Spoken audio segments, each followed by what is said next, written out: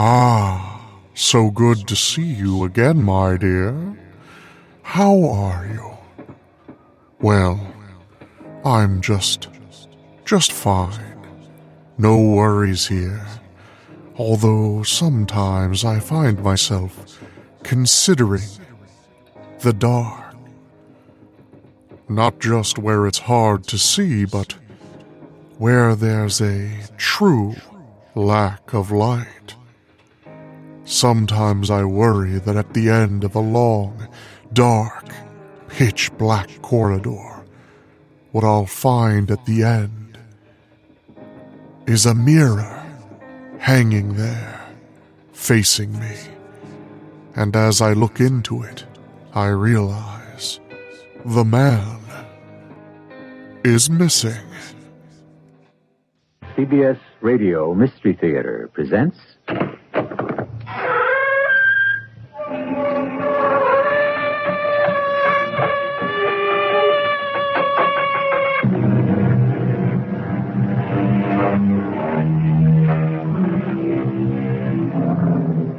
Come in. Welcome. I'm E.G. Marshall. How old were you when you first said, "I'm going to run away and you'll never see me again and then you'll be sorry"?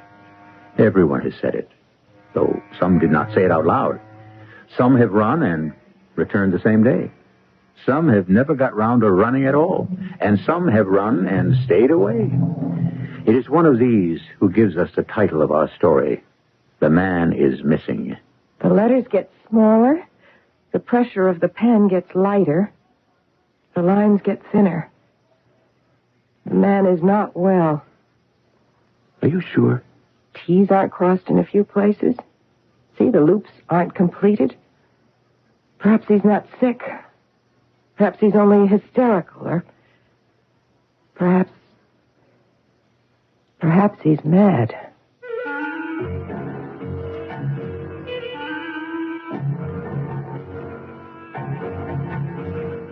Our mystery drama, The Man is Missing, was written especially for the Mystery Theater by Elspeth Eric and stars Ann Williams and Larry Haynes. It is sponsored in part by Buick Motor Division and Contact, the 12-hour cold capsule. I'll be back shortly with Act One.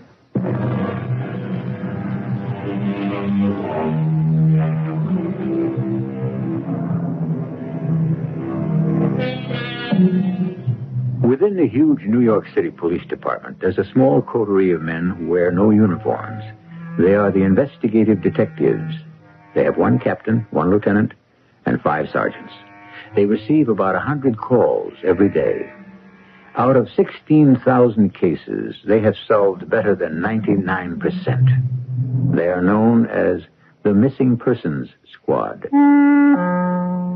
I looked up, and there she was, back again. I told her over and over, but there she was, same bright smile, same eager look, like she knew I could do something, and she was just hanging around waiting for me to do it. My name's Wiley Caldwell, and I'm captain of the Missing Persons Squad. Good job. I like it. We know our stuff, if I do say so myself, as perhaps I shouldn't. Runaway kids, we handle a lot of those, and old people. The ones who get tired of feeling useless and unwanted and just wander off. We get a lot of those, too. However, there she was, back for the umpteenth time to ask me, for the umpteenth time, to find her husband. Captain Caldwell, may I talk to you? Mrs. McLaughlin. Why don't you call me Mia? We know each other pretty well by now. That we do. So, call me Mia, please. Okay, Mia, but the answer's the same. We've checked the files, we've called the morgue. Lawrence McLaughlin. Either place. So he's not in jail, he's not in the hospital, he's not dead. What more do you want? But where is he? Out there somewhere. But can't you look for him? Is he under 18? Of course not. What do you... Is he over 65?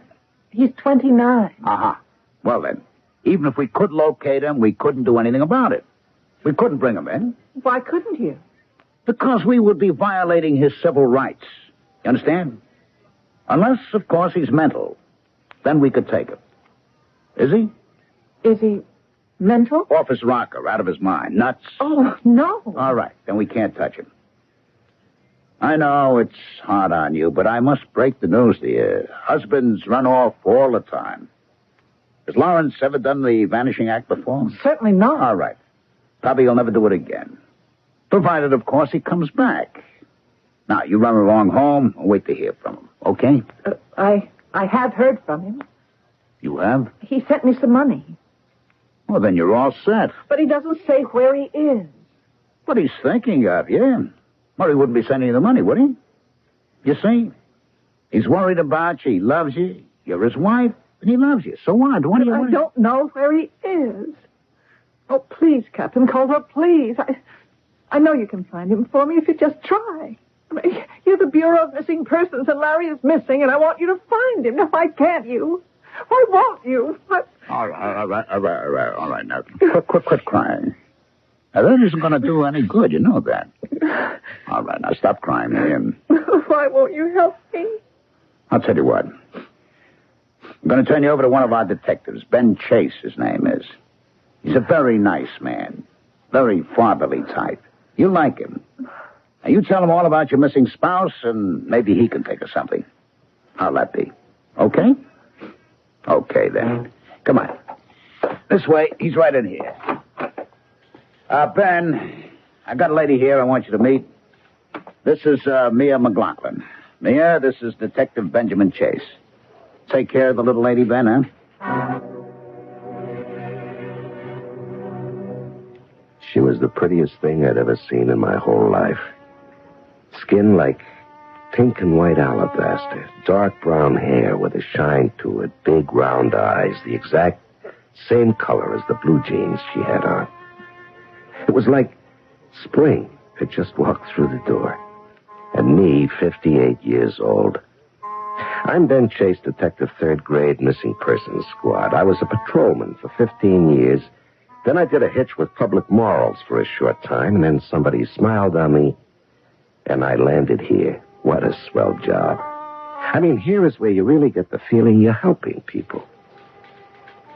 Please, find my husband. Your husband's missing, is that it? Yes, and don't tell me about his civil rights.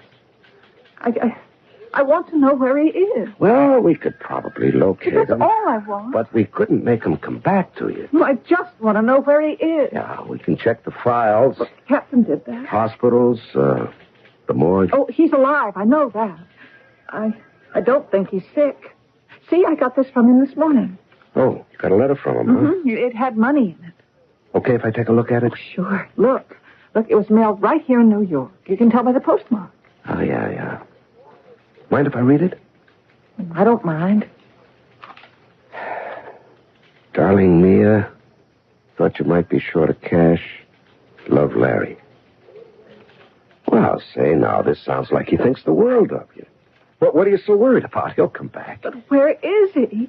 What happened to him? Now, Mrs. McLaughlin. You can call me Mia if you want to. Husbands do get this urge once in a while to, take off, be on their own for a while. Not just husbands either. Wives get it, too.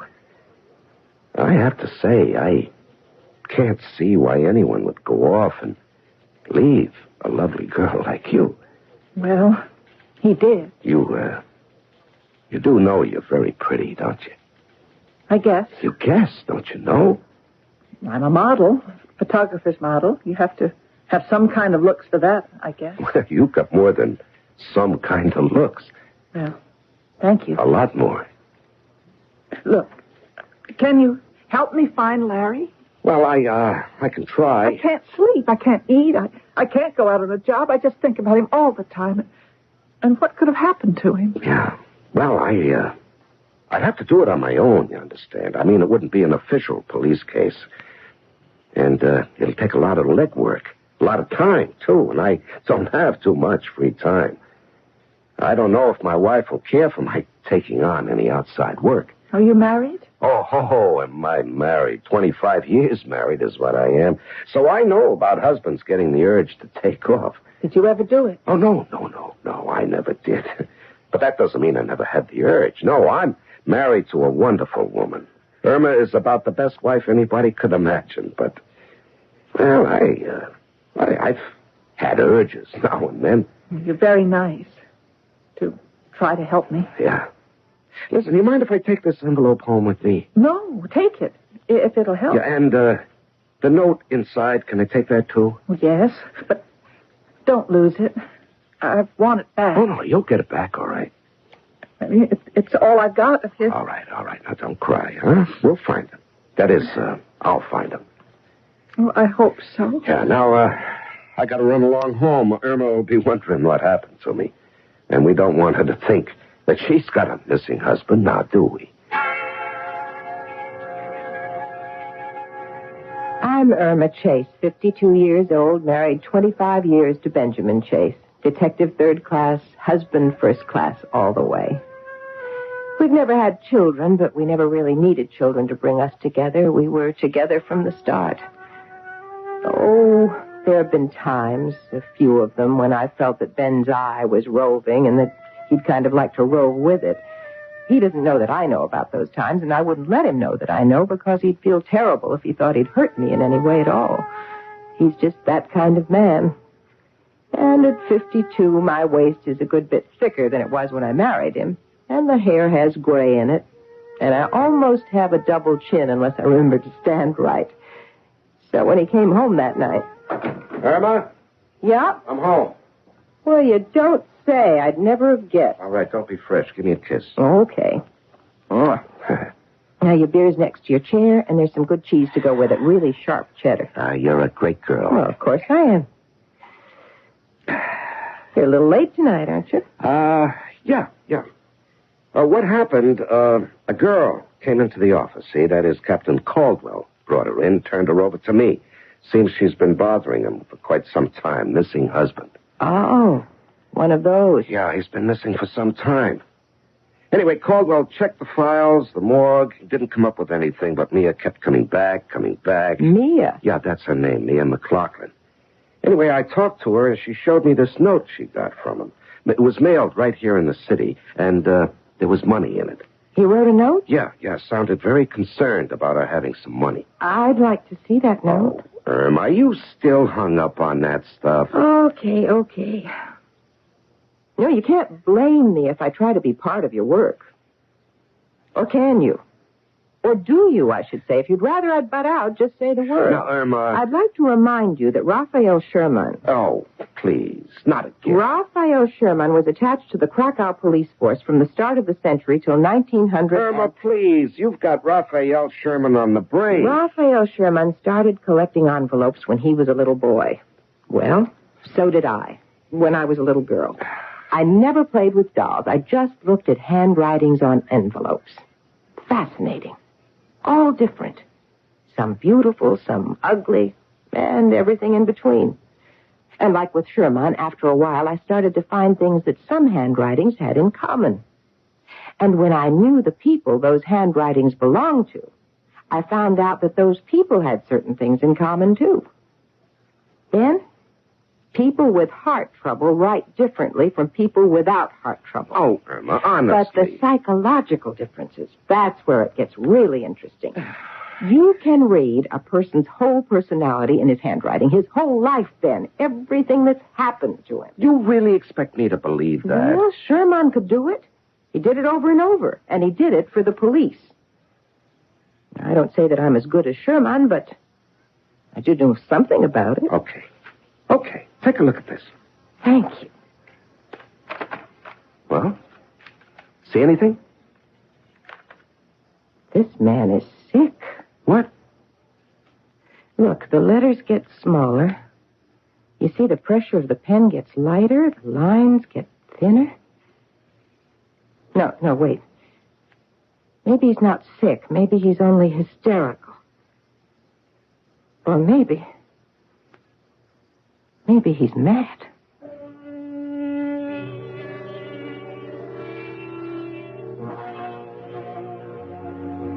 Raphael Sherman had no peers in his day.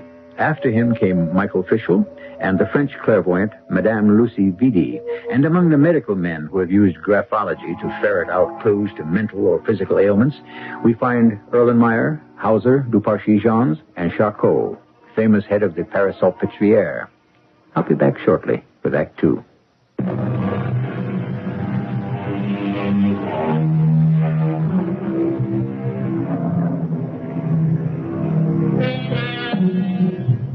Captain Wiley Caldwell of the Missing Persons Squad has been bothered by repeated visits from Mia McLaughlin, begging him to locate her husband, who has disappeared.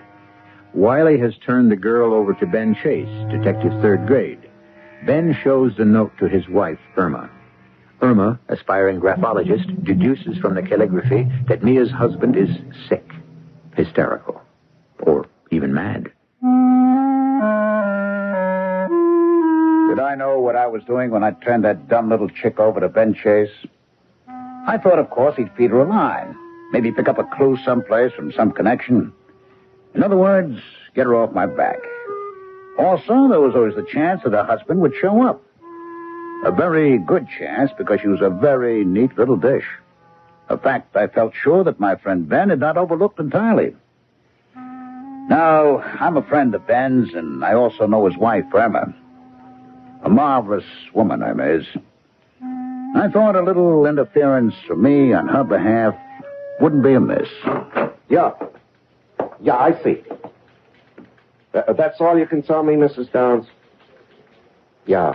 Well, it's something. Anyway, thanks. Hi, Captain. Who's Mrs. Downs?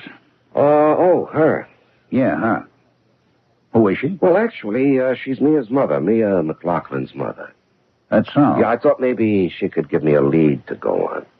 Did she? No, she says they got along great. He was crazy about her. Seems he wanted to be a painter, a serious type painter. Gave it up and went to commercial art right after they got married. Maybe he regretted it. Well, Mia's a model, you know. That's how they met. He was living in this artist colony upstate in the Catskills, Braden Falls. You've heard of it.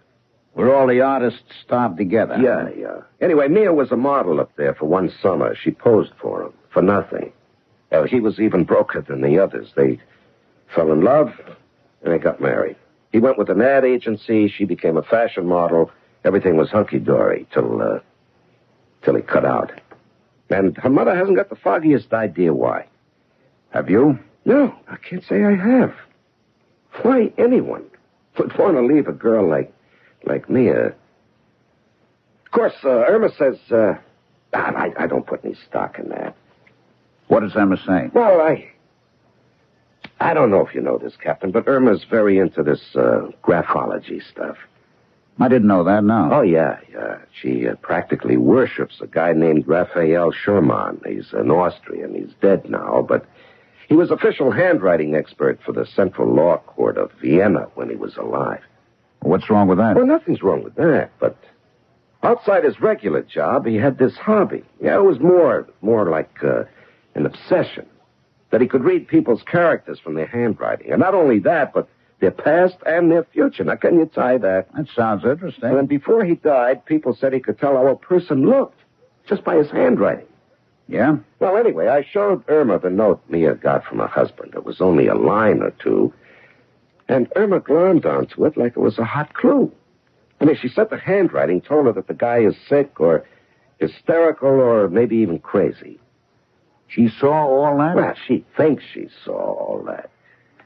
What if she's right? Would explain a lot, wouldn't it? If the guy lost his marbles all of a A sudden. crazy man doesn't send money home, Captain. How would you know what a crazy man does? Why don't you admit the possibility that Irma's got something there? Let her help you. No, I'm doing all right. No, you're not. Now, you wait and see. Okay, Ben, okay. One more thing. You're spending too much time on it. That phone call to the girl's mother, you made that from here on official time. And that girl's been here almost every day talking to you on official time. The way you look, you've been spending an awful lot of your off hours on the case, too. Am I right? Quite a lot, yeah. Well, cut it out. I don't like it. And I don't think your wife cares too much for it either. I was shook up when the captain walked out. Part of what he said was true. I was spending a lot of time trying to locate Mia's husband. I'd gone down to the Art Students League and talked to the teachers down there. A lot of them remembered him from the olden days. Nice fella, they all said. Big, strong, very outgoing. No sign of any kind of ailment, no instability. Certainly no signs of being demented. Well, so much for what Irma thought she saw in his handwriting. Irma. What about Irma? What was that last crack the captain had made about him not liking the hours I was giving to the case and Irma not liking it either? She hadn't said she didn't like it. She hadn't raised any objections. She was too busy going over that little scrap of paper. But if I didn't find him soon, was she going to begin to wonder? Hell, I was beginning to wonder myself. Just like that, I made up my mind. I was going to take myself off the case. I should never have taken it on in the first place. I'm crazy about my wife. I had my mind all made up to tell Mia I was letting go of the case when she walked in. Hello, Ben. Oh, hi there, Mia. Sit down. I want to talk to you about, Is Captain Caldwell mad at me about something? Well, he's not mad exactly, and not at you. Oh, look. Look what I got this morning. Oh, another letter, huh? Mm-hmm. Yeah. This one had money in it, too. Okay to read it? Oh, sure. It's about the same as the first one. Oh. Yeah, so I see. Only look where it's mailed from. Braden Falls. Mm-hmm. That's where we met, Larry and me. Yeah. Tell me about Braden Falls. Well, it's a very romantic place. In the mountain. Mm-hmm. Well, sometimes, certain times of day, the mountains turn blue and purple. Oh, that's beautiful. And then there's the falls. Yeah, Braden Falls. Oh, they come tumbling down from way high up. Crash, smash. Some places you can't hear what people are saying. The falls are so loud. Oh, it's just beautiful. Mm. Larry and I used to go on picnics, eat sandwiches and stuff, and listen to the falls, and make love. Uh-huh. Why do you suppose he went up there? Not just to mail a letter. I think he went there because it's where we were so happy. He wanted to remember how it was at first. And you weren't so happy later on, is that it? Oh, well, we had fights. Not very many, not very often. Just sometimes. Well, when? What about? You mind telling me? Oh, I don't know. I never knew. Everything would be going along just fine, and then all of a sudden, we'd be arguing. And I wouldn't know why. I just know that I was losing. Losing? Losing what? The argument. It was going to turn out he was right, and I was wrong. Mm-hmm. Every single time. Yeah. Look, Mia, I might as well tell you I was going to give up on this case. Not fine. Well, it isn't official business, and it's taken up a lot of time. But you have to. Now, this note from Braden Falls, I ought to follow up on that. You mean go up to Braden Falls and look for him? Oh, yes. Yes. Well, tomorrow's my day off. Well, I'll go with you. Well, I can show you around all the different places and the falls where Larry and I used to go for picnics. Oh, your wife wouldn't mind, would she? That little piece of paper hadn't been out of my sight for days. I picked it up from time to time, and now and then I got what I hoped were flashes of illumination. Other times I sat down with it under a good light and let my unconscious mind just play with it. It's a tricky thing, the unconscious mind. Much trickier than anyone imagines. Emma. I'm home. Good. Be right there. Where's my beer? I'm getting it. I really need it. Did you have a hard day? Yeah, sort of. Well, drink your beer. Where's yours? I don't want any. What, are you going on a wagon or something? No. I just want to keep my mind clear. Psychographology is a very exacting work. Psycho what? Psychographology. What Raphael Sherman did. Oh. What I'm trying to do. Analyzing people from their handwriting. Are you still doing that? Of course I am, and don't try to stop me. I'm not trying to stop you. Wiley Caldwell says I should encourage you. I don't know if I can go that far. Captain Caldwell said that? Yeah. I told him that you said Larry McLaughlin might be psychotic, and he said you could be right. Of course, he doesn't know any more about it than I do or you do. I'm beginning to know more all the time. Pretty soon, I may be able to give you a pretty accurate description of the man. Forget it. I can't. Wiley thinks I'm putting in too much time on the case. It's not official business, you know. But you can't stop now. I got nothing to go on, Irma. Just let me help you. Well, I give it a couple more days, just long enough to track down one more clue. It might mean something. What? What clue? Well, Mia brought this in today. It's another note from her husband. Let me see it. Yeah, here. Yeah, there was money in this one, too. Doesn't sound like a man who's fed up with his wife. According to Mrs. Downs, McLaughlin was crazy about his wife. Who's Mrs. Downs? Mia's mother. She says McLaughlin gave up being a serious artist so he could support his wife. Oh, by the way, you'll notice that the note was mailed from Braden Falls. That's the artist colony place up in the mountains. Well, the McLaughlins met there and fell in love there. Mia did some modeling for him. And, I thought that since tomorrow is my day off, I would go up there. Mm-hmm. You know, take a look around. Mm-hmm. And, Mia is going with me. Mm-hmm. Is that all right with you? Yeah. And will you put that thing down, Irma? Put the letter down and listen to me. What are you so mad I about? tell you, I'm going off for the day with a young girl, a young, attractive girl, and you got no objection? My day off, my one day off, the day we go to the beach or the movies or do something special. I tell you, I'm going off to the mountains with a young girl, used to be a model, and you don't care? Then I was right. The person who wrote this letter has something wrong with his lungs. What are you talking about, for Pete's sake? Some kind of respiratory disease, trouble with his breathing. Now, look, here. Huh? Now, you see the little pauses in the writing? Pauses? I know they're hard to see. I can see them. But they were in the other note, too. But I wanted to be careful. I wanted to be sure. And here they are again. It's as if every so often he had to stop and lean on his pen. Take a little rest before he goes on. Oh, Ben, give me a little more time and I'll be able to tell you all about the person who wrote this note.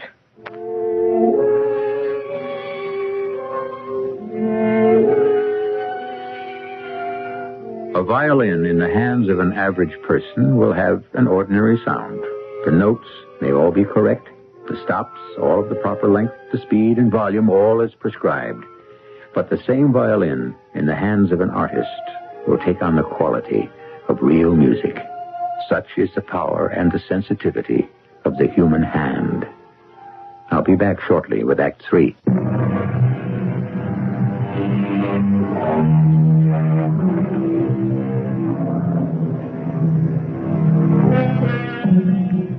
Psychographology is a fairly recent word. It describes the process by which character and personality can be deduced from the analysis of handwriting. Irma Chase has been attempting such an analysis from 2 notes written by the missing husband of Mia McLaughlin. Among other things, she has inferred that the writer of the notes is emotionally unstable and has some sort of trouble with his breathing.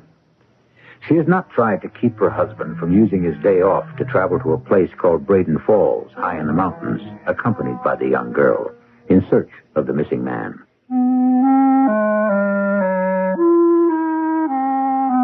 Maybe I shouldn't have butted in. I thought Ben Chase was a good man, a good cop with a fine record. As far as I knew, he was a good husband, too. I'd met Irma Chase a few times, been to their house, they'd been to mine. And all I can say is she seemed like a happy woman, very content with her life. Seems she had this interest in what she called psychographology. Almost an obsession, according to Ben. But what was the harm in that? Actually, there might be a lot of good in it. Anyway, when Irma Chase called and said she wanted to come in and talk to me, I said, come ahead. How are you, Wiley? I'm fine. Sit down. What can I do for you? I don't exactly know. Maybe nothing. Is it about Ben? Well, yes, mostly. He went off this morning with that young girl, Mia something or other. McLaughlin? Yeah, McLaughlin. They went up to Braden Falls together. Irma, I don't think you got a thing to worry about. You don't? She's a very pretty young girl, but I know Ben. I don't think he's really interested in her. Been gone to Braden Falls because that's where the girl's husband wrote his last note. I know. I've seen the note. Matter of fact, I've got it with me. There's a chance the man might be in Braden Falls, and they've gone there to check it out. Ben will be back by tonight. Don't worry about that. Oh, I'm not worried about that. No, you're not? Well, then what do you... Wiley, you know I'm interested in graphology. Yeah, Ben said something. I've been studying these 2 notes from Larry McLaughlin, and I've come up with a few things. Is it all right if I tell you about them? Of course, Sam. I told you I got an open mind. Now, the first thing that started to emerge was that whoever wrote those notes is emotionally unbalanced, maybe psychotic. Ben told me about that. The second thing, which I got from the second note, is that the writer has trouble breathing. Now, I'm not going to go into how I deduced that. You wouldn't understand it anyway. You're probably right there. Now, I've come up with something else. Well, come on, let's have it. Wiley, I could be wrong. But I've got a strong intuition that the person who wrote those 2 notes has criminal tendencies. You said... I said criminal tendencies. What direction do these criminal tendencies take, Emma? Can you tell? I don't like to say because I'm afraid you're going to laugh at me. I won't laugh. Whoever wrote those notes is capable of murder. You could be wrong, Emma. I could be right. Yes? And if I'm right, Ben and that girl are up at Braden Falls tracking down a man who is capable of killing. And they don't know it. Braden Falls isn't even a whistle stop. It's not on a railroad at all. Mia and I arrived on the bus. We were the only ones getting off. The center of town has a filling station, a grocer, a butcher, a stationery store, and an ice cream parlor. That's about all. But tucked away in the mountains are all kinds of houses, from log cabins to Quonset huts. We strolled around talking to the artists who lived in those houses. Nobody had seen or heard from Larry McLaughlin, though a lot of them remembered him pretty well. We planned to take the 4:00 bus back to the city when Mia got this idea of climbing one of the mountains up to where the falls had their origin. She said they were spectacular at that height. And we had nothing to do till the bus arrived, so... Yeah, they're beautiful, all right. Huh? The falls, beautiful. Well, didn't I tell you? Yeah. Hey, how much for... Oh, not far. You want to rest? No, I'm fine. Well, let's sit down for a minute anyway. Yeah, okay. Well, I brought along a couple of sandwiches and some ginger ale. Well, I hope it's still cold. Oh, great. You're quite a girl. Oh, you think so? Yeah, I do. If I was a little bit younger, 20 or 30 years younger, I'd... You'd... What? What would you do? Well, I guess I'd make a pass at you. Here's your sandwich. Would you mind Would I mind what? me making a pass at you? Yes. I'd mind very much. Oh. Oh, well, I'm sorry. I know I'm much too old. No, it isn't that. Oh, you're thinking about your husband, aren't you? You're thinking about Larry. I'm sorry. I should have realized that. I guess you associate this place with him, huh? We used to come here for picnics. Yeah. You know, I'm really sorry we couldn't pick up a clue here. He must have come here just for the day, mailed the letter, and left. Larry and I used to have our picnics up at the top.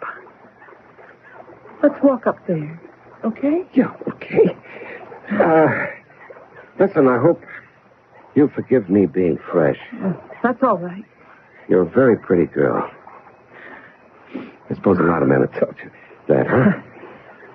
I guess a lot of them made passes at you.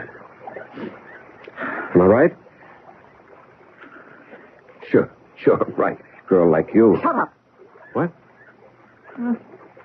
We're almost there. Oh. Wait until you see the falls where they come out of the rock. Great, huge burst of water. As though they couldn't wait to get out. As though they'd been pushing and pushing. And then they fall out and down into the gorge, hitting all the rocks on the way, splashing off of them down, down, down. Must be impressive. Oh, it's the most glorious thing you've ever seen. Here we are. Stand right here. Huh? That's it. Now, look up there. That's where the falls start. Oh, yeah, that's powerful. So strong.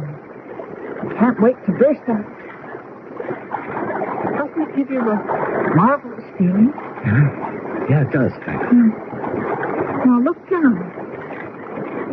Did you ever see anything like that? Hey, Tom, wait. Dirty old man. You dirty old man. Ben! Hold on! She pushed him.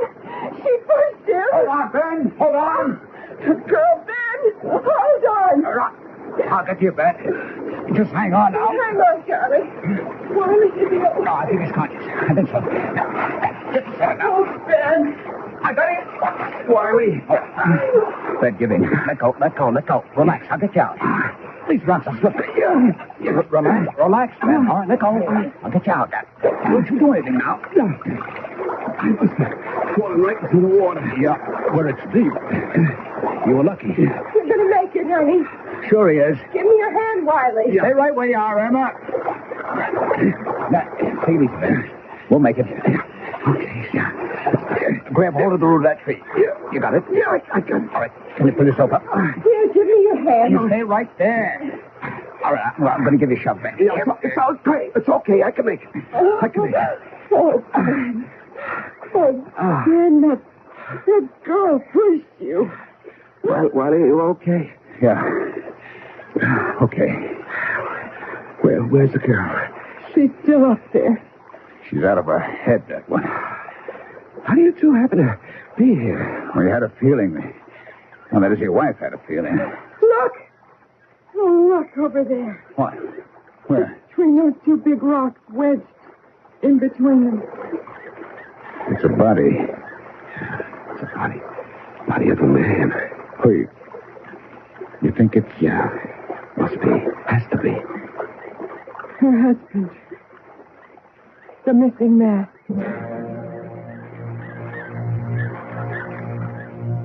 And it was, of course. Poor Larry McLaughlin's body caught between two jagged boulders, almost at our feet. Ben and Wiley rested for a while. Then between them, they got the body out.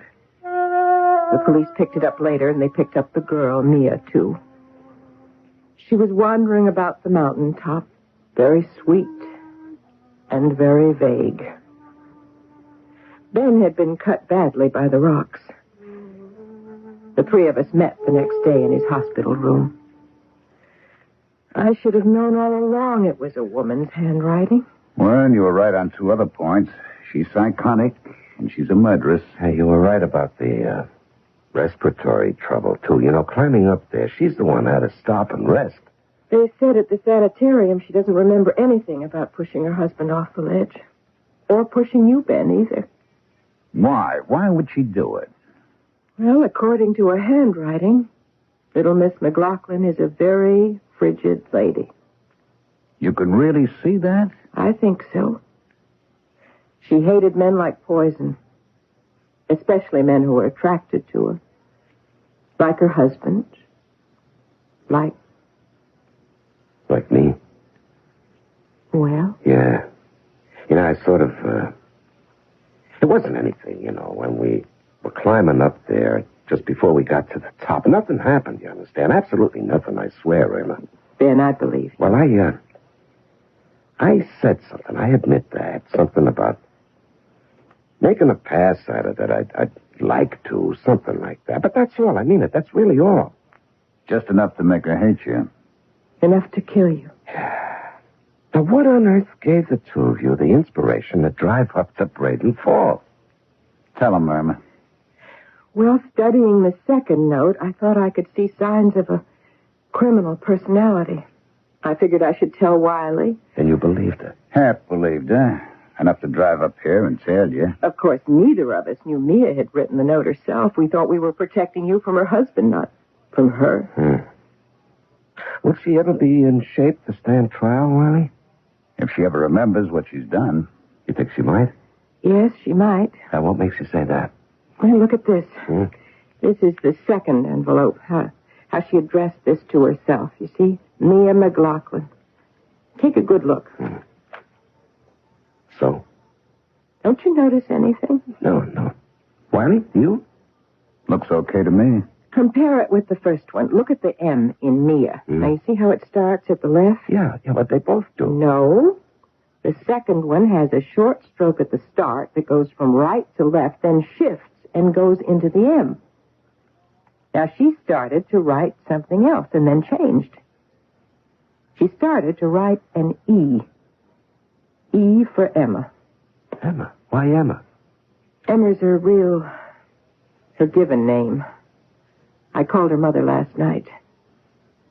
You see, she was trying, without knowing she was trying, to get back to her real self.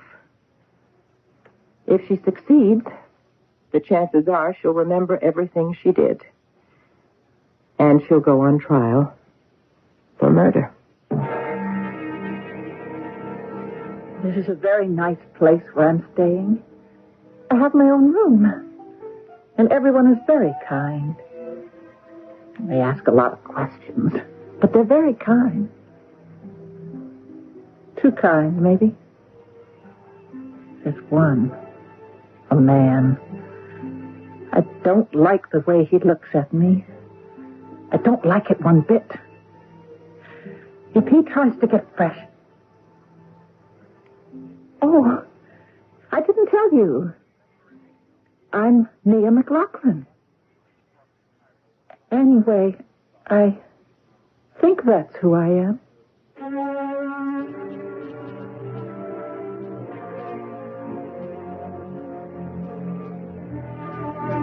We've accomplished prodigious feats in outer space, invaded the moon, and discovered what it's made of.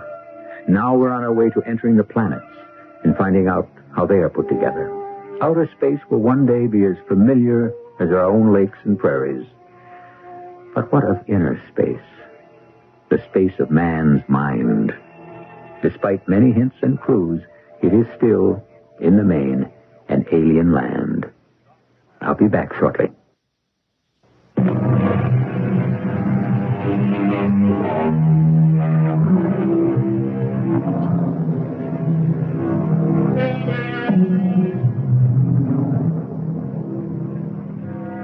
No one would be so foolish as to suggest that criminals, actual or potential, can be detected solely by the use of psychographology. But the way things are progressing these days, progressing backwards, it sometimes seems, law enforcement needs all the help it can get. Our cast included Larry Haynes, Ann Williams, Ralph Bell, and Terry Keane. The entire production was under the direction of Hyman Brown. Until next time, pleasant dreams.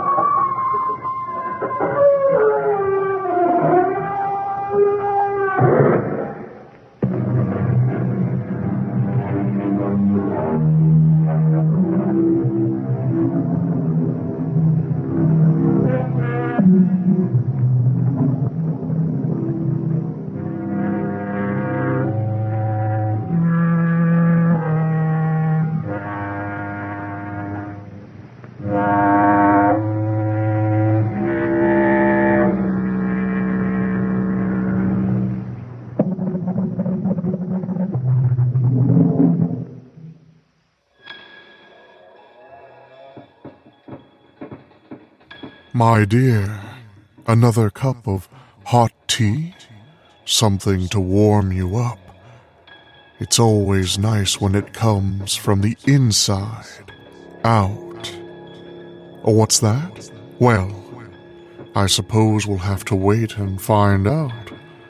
But I suppose all will be revealed. I can't say I'll be losing any sleep, but then again, I don't know. The waiting is the hardest part, like waiting on a shipment of mute fate. Tired of the everyday routine? Ever dream of a life of romantic adventure? Want to get away from it all? We offer you Escape. Escape, designed to free you from the four walls of today for a half hour of high adventure. Escape, brought to you by your Richfield gasoline dealer and the Richfield Oil Corporation of New York. Marketers of Richfield gasolines with Xylene, Rich Lube all-weather motor oil, and other famous petroleum products. Look for the Richfield Eagle on the cream and blue pumps.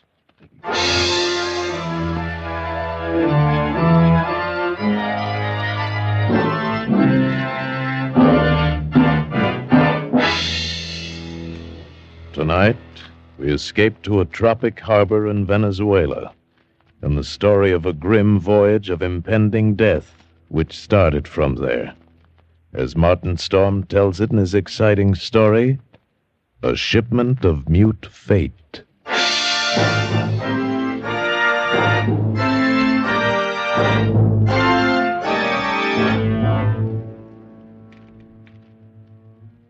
I stopped on the wharf at LaGuardia, looked up at the gangplank, toward the liner Chankay. Standing there quietly are our moorings. The day was warm under a bright tropic sun, and the harbor beyond the ship lay drowsy and silent. But all at once, in the midst of those peaceful surroundings, a cold chill gripped me, and I shivered with sudden dread of the thing I was doing and was about to do. But too much had happened to turn back now. I'd gone too far to stop. I set the box down on the edge of the wharf, placed it carefully so as to be in plain sight and within gunshot of the captain's bridge. Then I turned and started up the gangplank. I knew what I was going to do, but I couldn't forget that a certain pair of beady eyes were watching every move I made. Eyes that never blinked and never closed, just watched and made it. Oh, pardon me. You startled me, sir. I didn't hear... Oh, why, it's Mr. Warner. Hello, Mother Willis. How's the best-looking stewardess on the Seven Seas? Oh, I'm fine, Mr. Warner.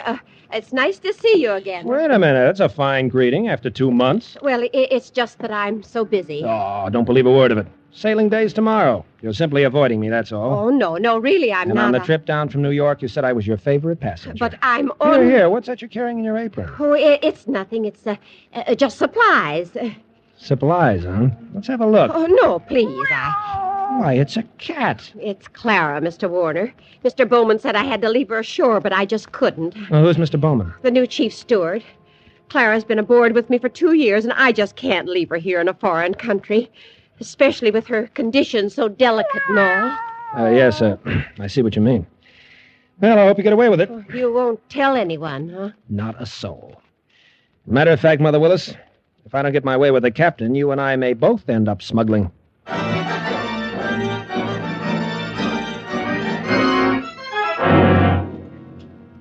Most happy to have had you aboard on the trip down 2 months ago, Christopher. And I'm very glad you're coming along with us on the run back to New York. Thanks, Captain Wood. There is one thing, though. I'm having a little trouble with the customs man here, and I wondered if you I can't do it, Christopher. I just cabled your father this morning, told him I'd have done it for you if I possibly could. He sent a request from New York, you know. Yes, I thought he would. I wired him from upriver last week. Well, I hated to refuse, but it's absolutely out of the question. Captain Wood, I'm afraid I don't follow you. Responsibility to the passengers, son. We'll have women and children aboard. And on a liner, the safety of the passengers comes ahead of anything else. But with proper precautions. Something might happen. I don't know what, but something might. You've carried worse things, Captain. There isn't anything worse, Christopher. And any skipper afloat will bear me out. No, I simply can't take the chance. And that's final. Final. Wasn't final if I could do anything about it. I hadn't come down here to spend 2 months in that stinking back country and then be stopped on the edge of the wharf. 2 months of it. Heat, rain, insects, malaria. I'd gone clear in past the headwaters of the Orinoco. Traveled through country where every step along the jungle trail might be the last one. Sanchez. Si, Senor Warner. Better tell the man to start looking for a place to camp. It'll be dark in a little while. Si, senor. Very soon we turn to river. Camp on rocks by water. This very bad country. It's very bad country. You've been saying that for 10 days now. Very bad country. Si, senor Warner. This very bad country. Ah, skip it, will you? For all the luck we've had so far, it might as well be Central Park. Central Park?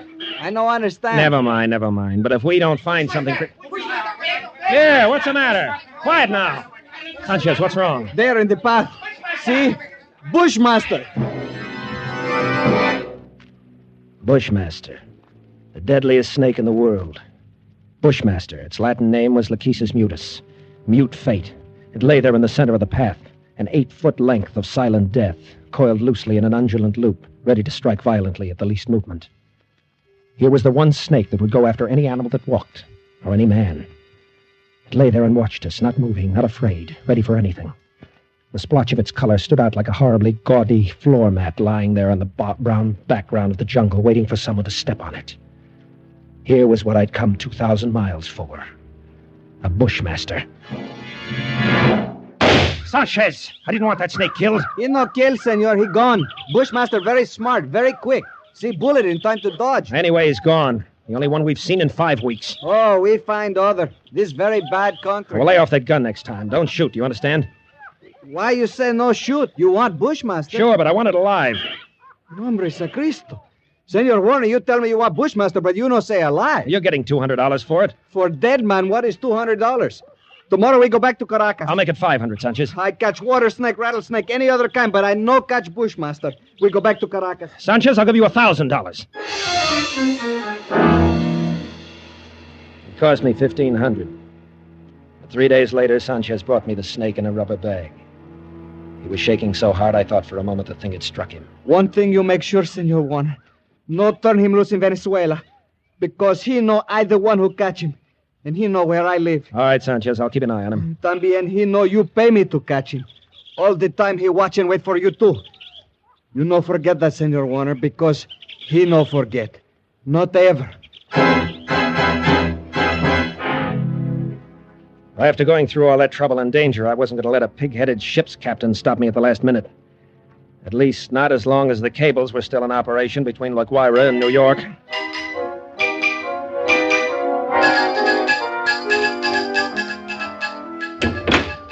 Morning, Captain Wood.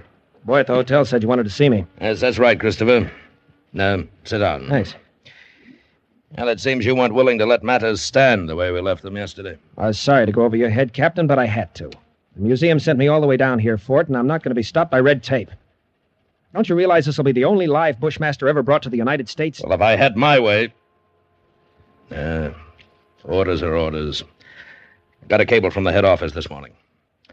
All right, suppose we talk about precautions. I'll handle it any way you say. Well, it's got to have a stronger box. That crate's too flimsy. Stronger than it looks, Captain. That wire screen on top would hold a wildcat.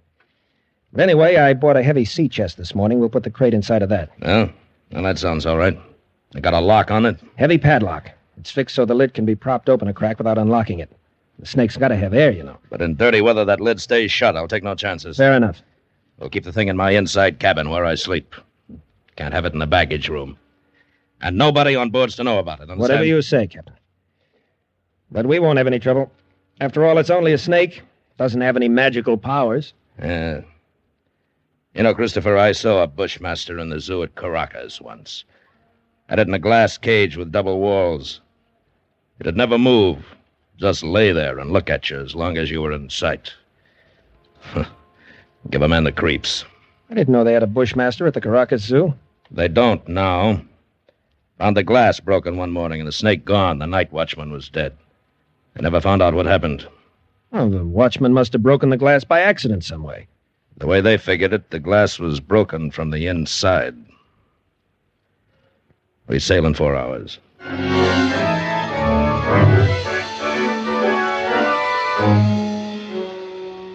Into the Caribbean, with perfect weather and the sea as smooth as an inland lake. The barometer dropped a little on the third day, but cleared up overnight and left nothing worse than a heavy swell. But in spite of the calm seas and the pleasant weather, I was becoming possessed with an ominous anxiety. I was developing an obsessive fear of that snake. I stayed clear of the passengers pretty much. Got the habit of dropping into Captain Wood's quarters several times a day. He kept the heavy box underneath his berth. I'd approach it quietly and shine my flashlight through the open crack. Never once could I catch that 8-foot devil asleep or even excited. He'd be lying there half-coiled, his head raised a little, staring at me with those beady black eyes, waiting. He'd still be like that when I turn away to leave. Maybe that's what bothered me. That horrible and constant watchful waiting. What in the name of heaven was he waiting for? Well, hello there, Mr. Warner. Oh, how are you, Mother Willis? My, but you and the captain spend an awful lot of time around this cabin. I'm beginning to think the two of you must have some guilty secret. Nah, nothing like that, Mother Willis. I don't know about Captain Wood, but I certainly don't have any guilty secret.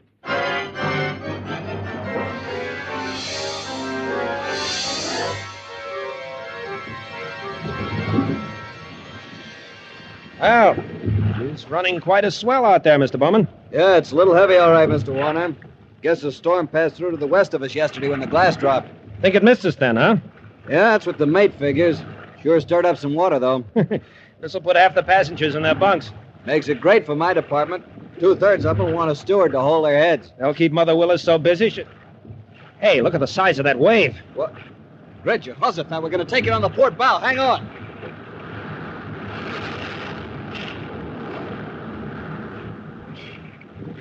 Wow.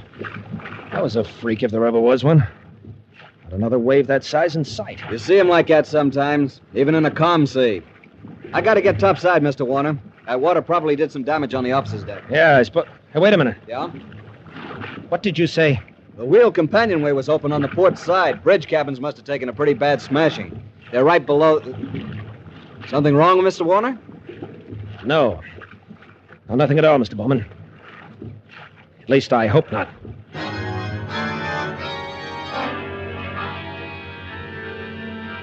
Of course, I knew it was only one chance in 1,000. But the chances against that freak wave were 1 in 1,000, too. I stumbled up the companionway and along the passage to the captain's cabin. Oh, come on in, Mr. Warner. Mother Willis. Why, isn't this cabin a mess? I'm trying to get some of these things out to dry. Yeah.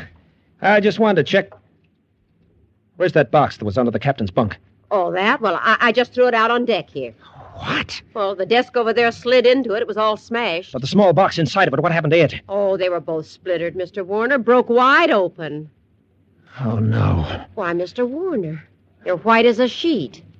Mother Willis, will you go find Captain Wood? Tell him to come down here immediately. Well, of course, Mr. Warner. I'll go tell him right away. I pulled open the top drawer of the bureau beside me and took out the captain's flashlight and a loaded pistol. Mother Willis had left a mop standing by the door. I put my foot on the head of it and snapped off the handle. Every move I made turned into slow motion. I could hear my own heart beating. Slowly, I started to search the cabin. Sodden heaps of clothing were scattered around on the wet black floor. I punched at them one at a time, holding the gun cocked, the flashlight pointing along the stick. Nothing. I worked around the room, throwing the light into the dark corners. Back of the desk. Under the bunk. And wherever I turned, I could feel those cold, unblinking eyes at my back, watching and waiting. Using the stick, I pushed open the closet door and threw the light inside. Carefully, I poked at the boxes and the junk on the floor. The snake was not in the closet. Inch by inch, I covered the entire cabin. And then I realized the horrible truth. Mother Willis just told me, Christopher. Captain. So it's happened. That's right, Captain. It's happened. I see you found the gun. We'd better start searching the cabin. Captain Wood, I just finished searching it. Then...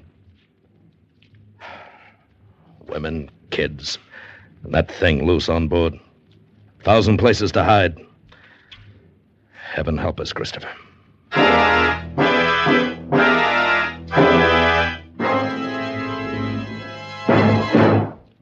Can you guess what this is?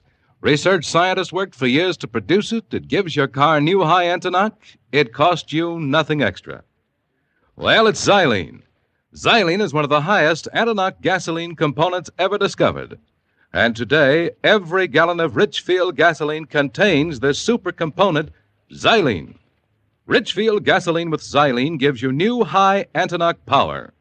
Power that purrs like a kitten but pulls like an ox. Smooth, knockless power to zip you out ahead in traffic and keep you there. In addition, the Richfield dealer offers you a choice of 2 great Richfield gasolines with xylene. Buy Richfield High Octane at regular price for the average motor. Get Richfield Ethyl. Ethyl at its best for best results in the highest compression motors. Stop where you see the Richfield Eagle and the cream and blue pumps. Get Richfield gasoline with xylene tomorrow. And now we return you to Escape.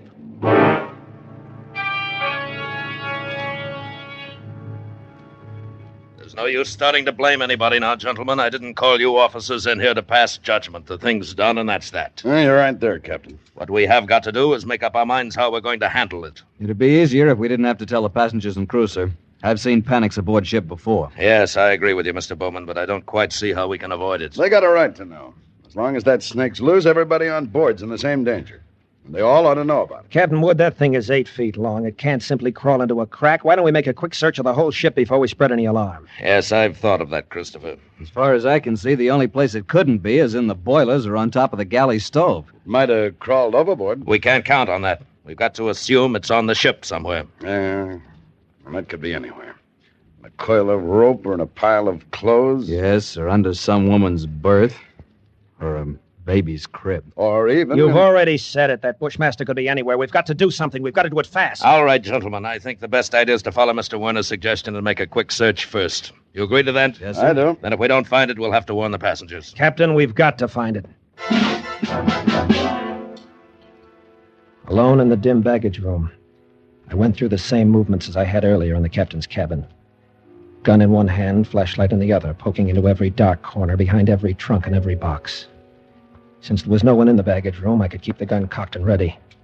The rest of those poor devils were having to do the same thing, barehanded. All over the ship, the search went on. Here now, Steward. What on earth are you doing rummaging through my cabin? Just checking up, ma'am. Well, I'm quite sure there's nothing in here that has to be checked. Sorry, ma'am. Captain's orders. It'll only take a few minutes. Well, I never heard of such a thing. A passenger simply doesn't have any privacy at all. I've traveled on a lot of different lines, but I've certainly never heard of anything so completely high-handed.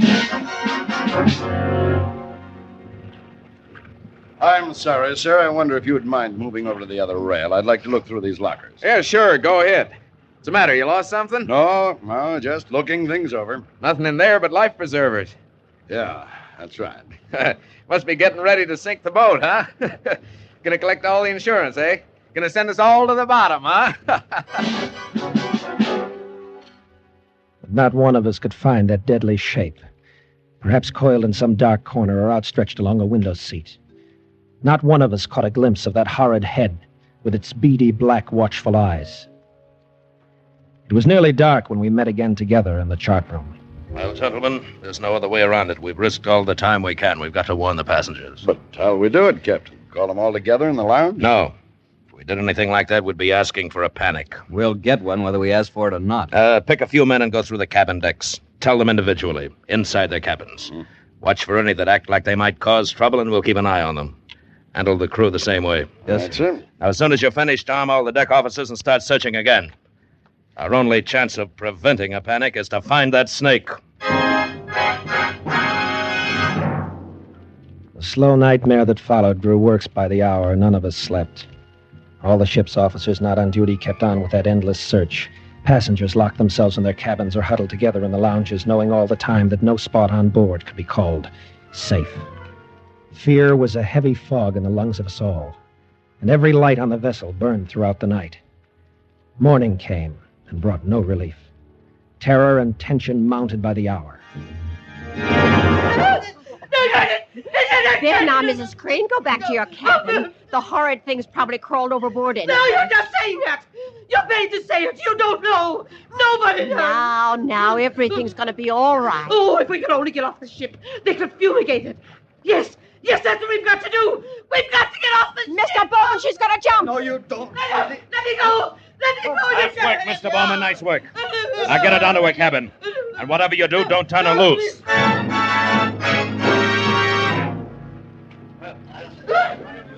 I'm telling you, you don't know where it might strike you. Why, you can't put on a coat or move a chair without risking your life. Something's got to be done. I might be right here in this lounge. All right, mister, you better quiet down and take it easy. Take it easy, huh? You're a great officer. Why don't you do something about it? Thing might be crawling around here right under our feet somewhere. I said shut up. Are you trying to start a panic? I got a right to talk. I don't want to die. Nobody's going to tell me what I...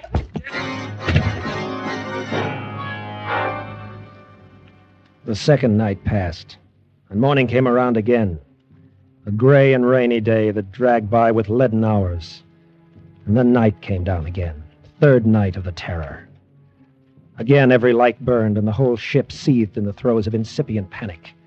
Faced by a horror they'd never met on the sea before, crew and officers alike were on the verge of revolt. Passengers huddled in a trance-like stupor, ready to scream at the slightest unknown sound. At 7 bells, I made my way forward to the chart room and found Captain Wood bent over a desk. Oh, hello, Christopher. Come on in. Sit down. It's got to be somewhere, Captain Wood. It's got to be. Well, I don't know.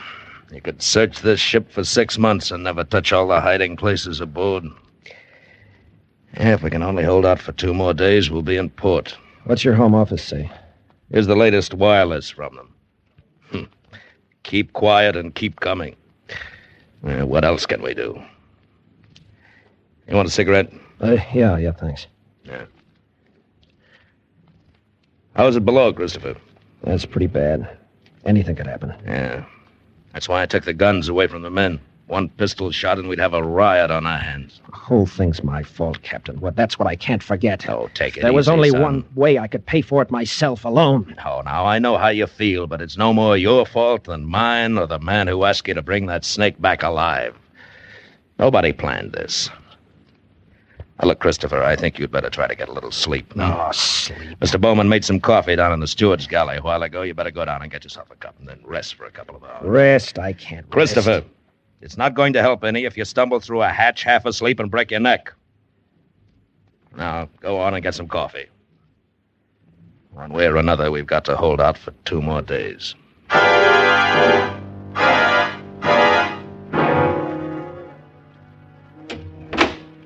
The light was on in the steward's galley. The coffee pot was standing on the stove. It was still warm, so I didn't bother to heat it. I poured out a cup, carried it over, and set it on the porcelain tabletop in the center of the room. I started to light a cigarette.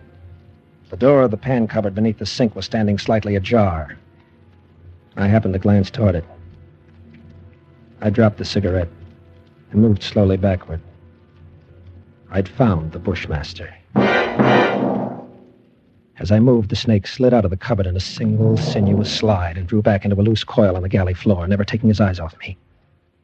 I backed slowly away, waiting any moment for that deadly, slithering strike. How had he known it was me? He'd stayed quiet when Bowman was here. How had he picked the first time in 5 days that I was without a gun? My hands touched the wall behind me, and I stopped in terror. The call button and the door were on the far side of the room. I backed into a dead end. I stared at the snake in fascination, expecting any moment the ripping slash of those poisoned fangs. The lethal coils tightened a little, then were still again. 10 million years of evolution to produce this moment. Homo sapiens versus Lachesis mutus. A man against mute fate. And all the odds were on fate. I knew then that I was going to die. I could feel the sweat run down between the wall and the palms of my hands pressing against it. My skin crawled and twitched, and the pit of my stomach was cold as ice. There was no sound but the rush of blood in my ears. The snake shifted again, drawing into a tighter coil, always tighter. Why didn't the devil get it over with? Then for an instant his head veered away. Something moved by the stove. I didn't dare turn to look at it. Slowly it entered my line of vision. It was a cat. That scrawny cat Clara that Mother Willis had sneaked aboard in LaGuardia.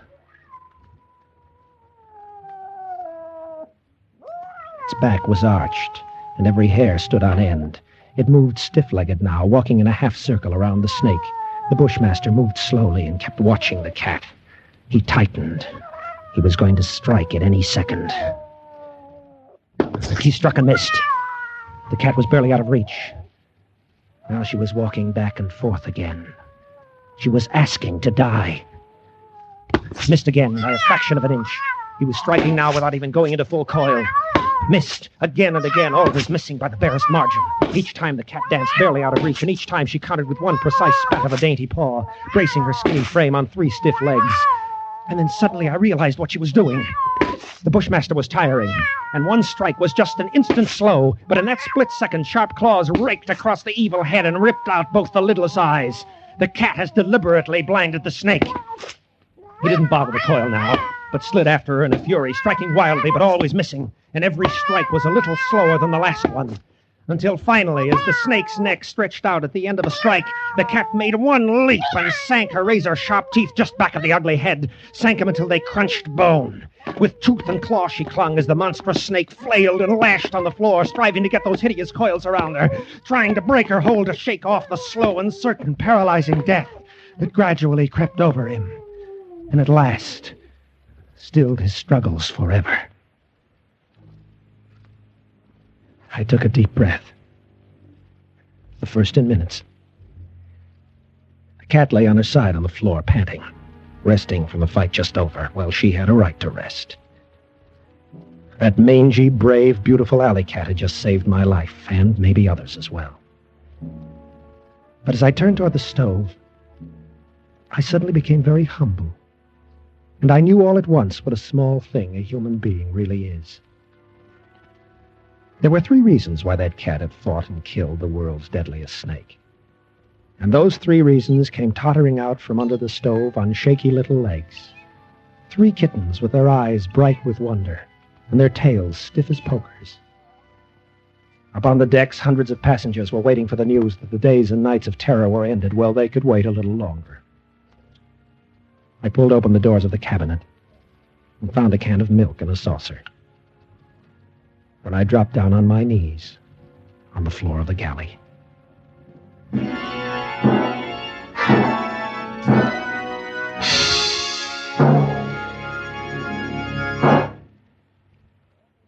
In summer heat, when the old sun beats down and the thermometer goes up and up, your car's motor gets really hot. And that can mean trouble, because that searing heat is mighty hard on your motor oil. In summertime especially, you need the protection of oil that holds its body under the toughest driving conditions. You need Rich Lube all-weather motor oil. Rich Lube is refined 100% from the costliest Pennsylvania crude obtainable. Rich Lube is tough. It protects your motor by drawing excess heat away from moving parts and by its great lubricating qualities. Moreover, it contains special chemicals that combat carbon and harmful deposits. It cleans your motor as you drive. So get real motor protection this summer. Ask the Richfield gasoline dealer to change your oil to Rich Lube, all-weather motor oil. Keep your motor clean. Keep your motor young.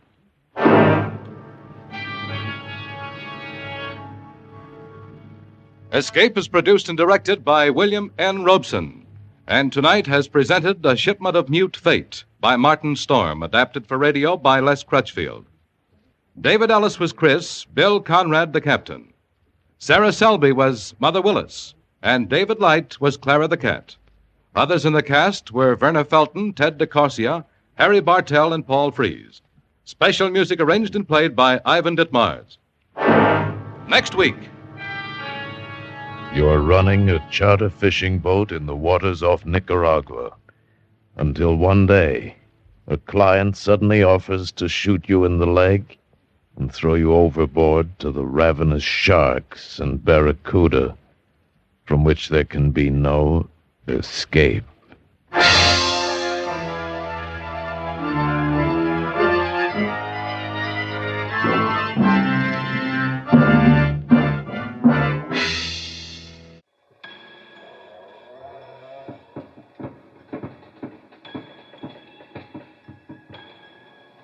Well, my dear, another log on the fire, another smile at the fear. I'm so glad to have you here. What's that? Well, I suppose there's always one more, or maybe even 2. We'll just have to wait and see won't we? Perhaps the idea of waiting for something is all the more exciting. Perhaps that is true. However, I worry. The other truth is that death flies blind.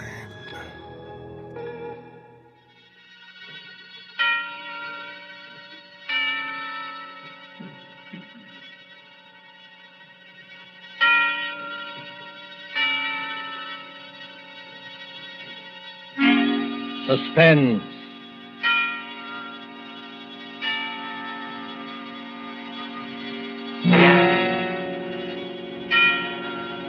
This is the Man in Black, here again to introduce Columbia's program, Suspense. Heading our starring Hollywood cast this evening is Mr. Richard Dix, who appears as a United States naval officer who found himself in a remarkable predicament on what should have been an uneventful flight from New York to Philadelphia. As fellow passengers aboard the airliner are Miss Gail Page as a girl named Monica and Mr. Montague Love, who plays that aged and domineering millionaire Silas Naylor. The story by John Dixon Carr called Death Flies Blind is tonight's tale of suspense.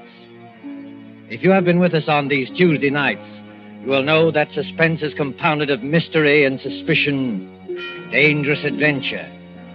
In this series are tales calculated to intrigue you, to stir your nerves, to offer you a precarious situation and then withhold the solution until the last possible moment. And so it is with Death Flies Blind and the performances of Richard Dix, Gail Page, Montague Love, and our other players, we again hope to keep you in suspense.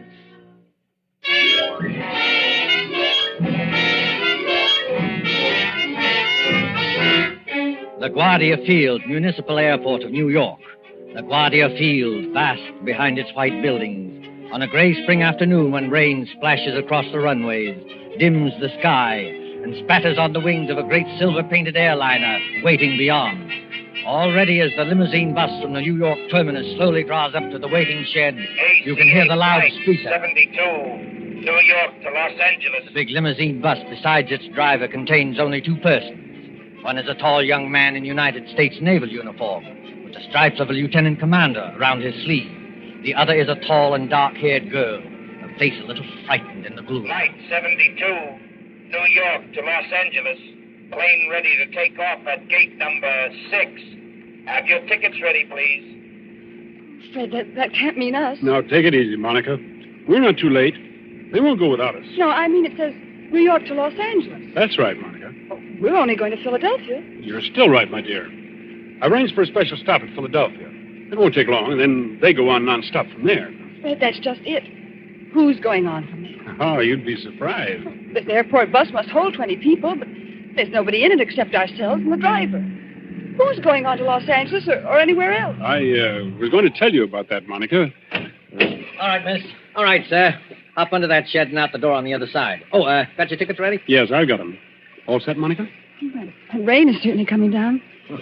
Do they take off when it rains like this? Oh, miss, a little rain don't bother them. What does bother them is unsettled weather at other places. You mean it's perfectly safe? They never take off, miss, unless it is safe. You better hurry up now.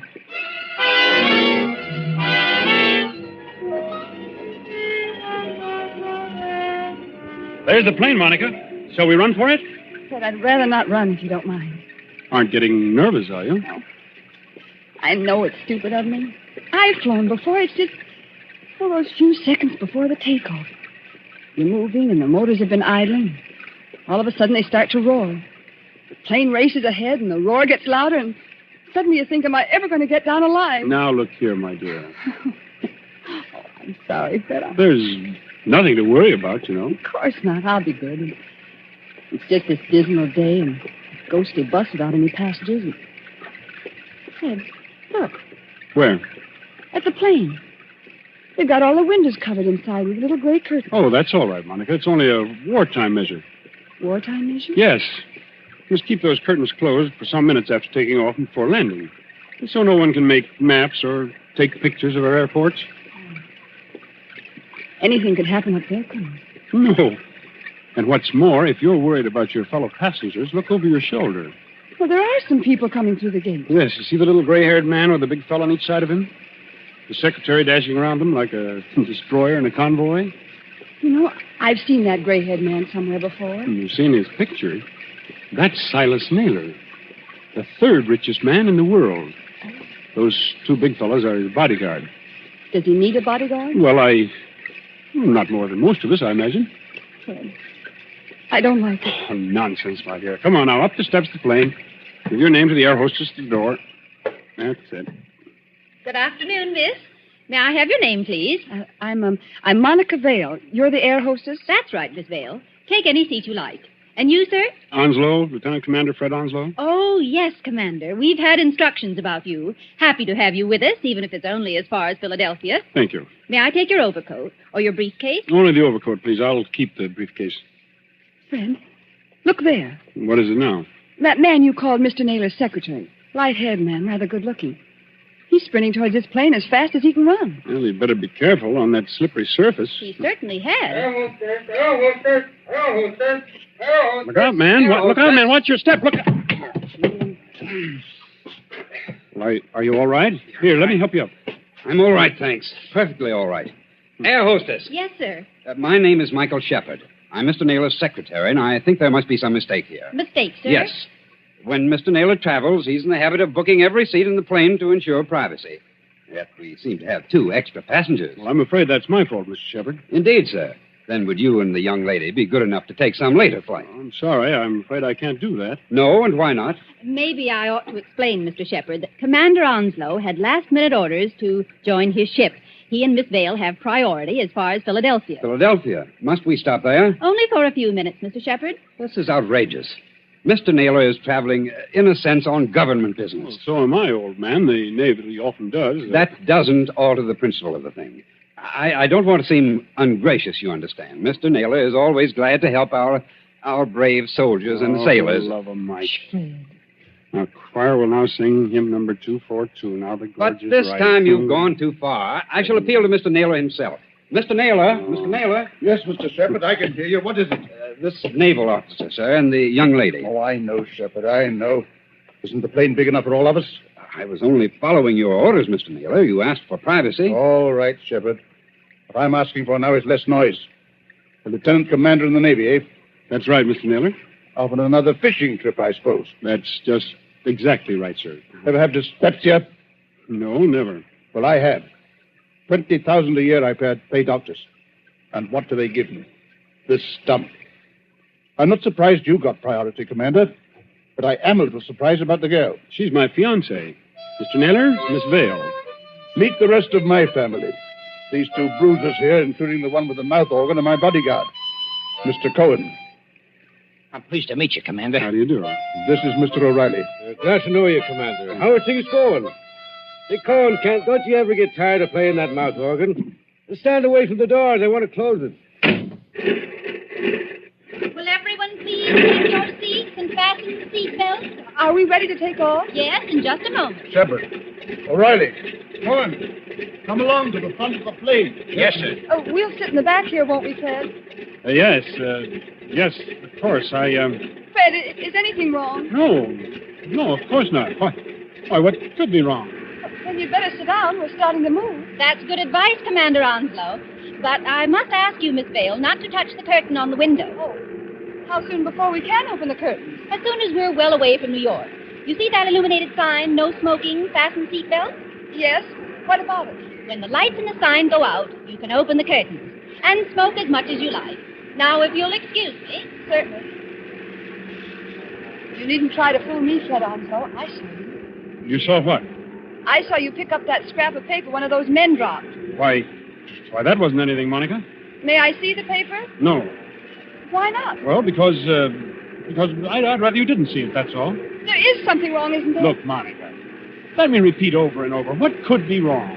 Why, there's Silas Naylor, an internationally famous figure, with a group of trusted attendants. Here's an ACA plane as safe and dependable as the old gray mare. All the same, All the same what? I wish I hadn't brought you along. I wish there was some kind of an emergency cord, like a train, so that you could stop this plane whenever you have We're on our way.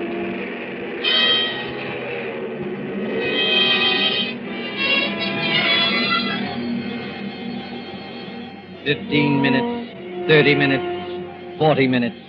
The great silver plane throbs against dead quiet.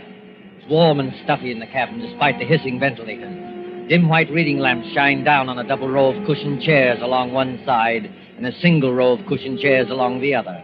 Ahead, above the closed door to the pilot's control cabin, the red glowing sign still warns against opening those curtains. Aft in the plane sits Commander Onslow, his eyes fixed on the clock under that illuminated sign.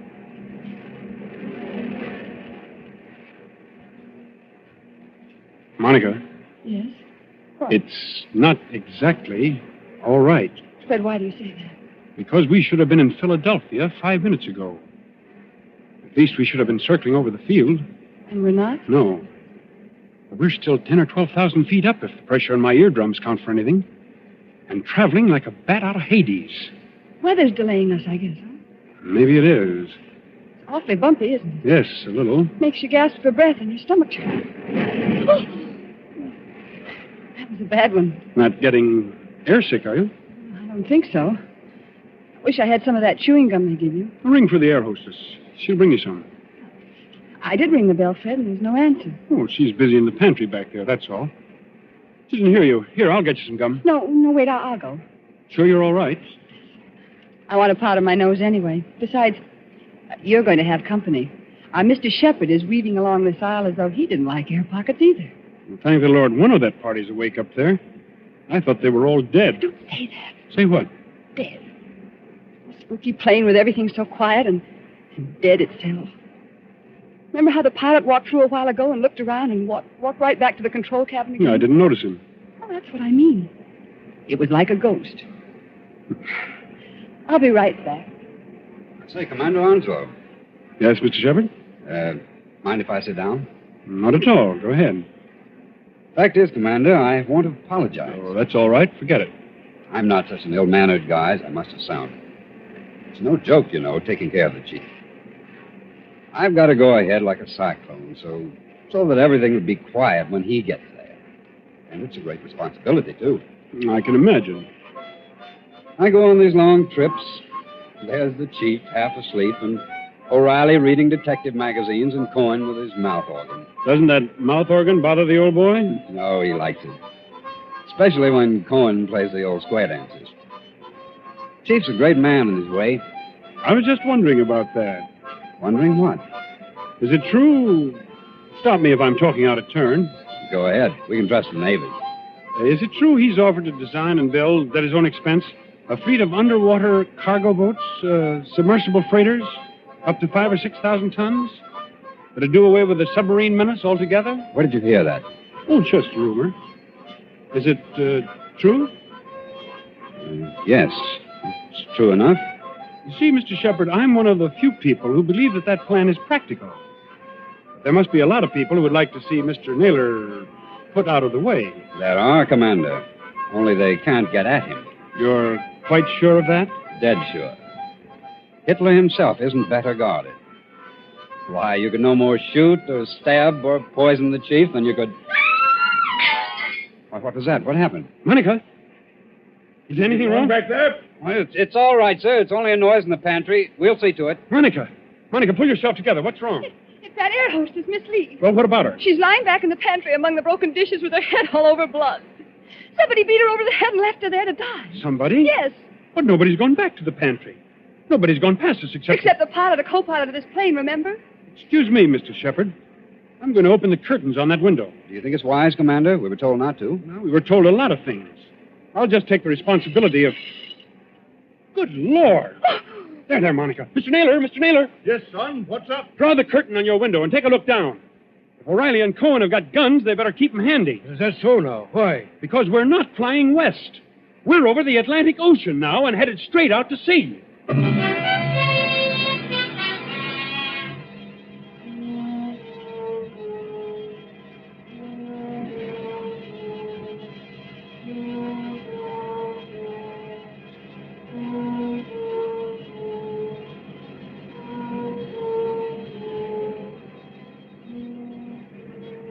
gray water, thin cloud. We must be miles and miles away from land. We are miles away from land. Does anybody here know anything about first aid? I do, Commander. I studied medicine in the old days. Then you better go back and look after the hostess. We'll join Mr. Naylor. Steady, Monica. I'm all right. It's this horrible blind feeling, that's it. Air pocket, look out. See here, Commander. We're over the ocean. What the devil's going on here, eh? You're being kidnapped, Mr. Naylor. That's my guess. Kidnapped, did you say? Ah, come off it, Commander. We ain't as dumb as that. The pilot and the co-pilot of this plane are fakes. They've replaced the real officer. On a dark day like this, with their raincoat collars turned up, they could have gotten away with it. And hijacked us straight off the airfield. Is that it? Yes, I'm afraid so. The hostess must have spotted one of them and knocked her out. Now, what about the Air Force? Wouldn't they know a plane was missing? Well, not until we failed to show up at Philadelphia. The pilot would report by radio telephone about, 15 minutes out of New York. But after that, silence. Excuse me, Commander. You say these two fake pilots are still aboard? In that compartment there with the closed door? Yes, that's right. Well, what are we waiting for, Corn? Can we get to work on them? You said it, Barney. Now, wait a minute, both of you. You wouldn't be trying to stop us, would you, Commander? The one thing we don't want is a gunfight 12,000 feet up. Can any of you fly a plane? No, not one of us. Well, neither can I. So if anything happens to those two pilots, how are we going to get down? I see, young fellow. Well, what are you going to do? First of all, we'll try rapping on the door. Have your gun ready. You can count on that, sir. Fred, listen to me. Be quiet, Monica. Has this anything to do with the scrap of paper you picked up off the floor? What scrap of paper, Oh, Commander? never mind, sir. Why, this door, it's unlocked. Unlocked? Now, don't take any fool chances, young fella. The way I always did when I was your age. Stand to one side when you open that door. Let Cohen and O'Reilly take care of it. Good Lord. Well, the control cabin is empty. There's nobody at the controls. You mean we're flying without a pilot? Yes. See that stick move back and forth? As though a ghost had hold of it? Those crooks do. They set the automatic controls. It's a gyroscope attachment that keeps her steady. And then they must have bailed out. And what's going to happen to us? You see, Monica, the fact is... Go on, Fred. Tell me the truth. I'll know if you don't. Well, we'll go on until our gas runs out or until a storm hits us. Then we'll dive into the sea. It's as good a way of killing Mr. Naylor as any. I see, son. Have we got any chance at all? Frankly, I don't know. Wait till I get a look inside of that control cabin. Holy Mother, that's done.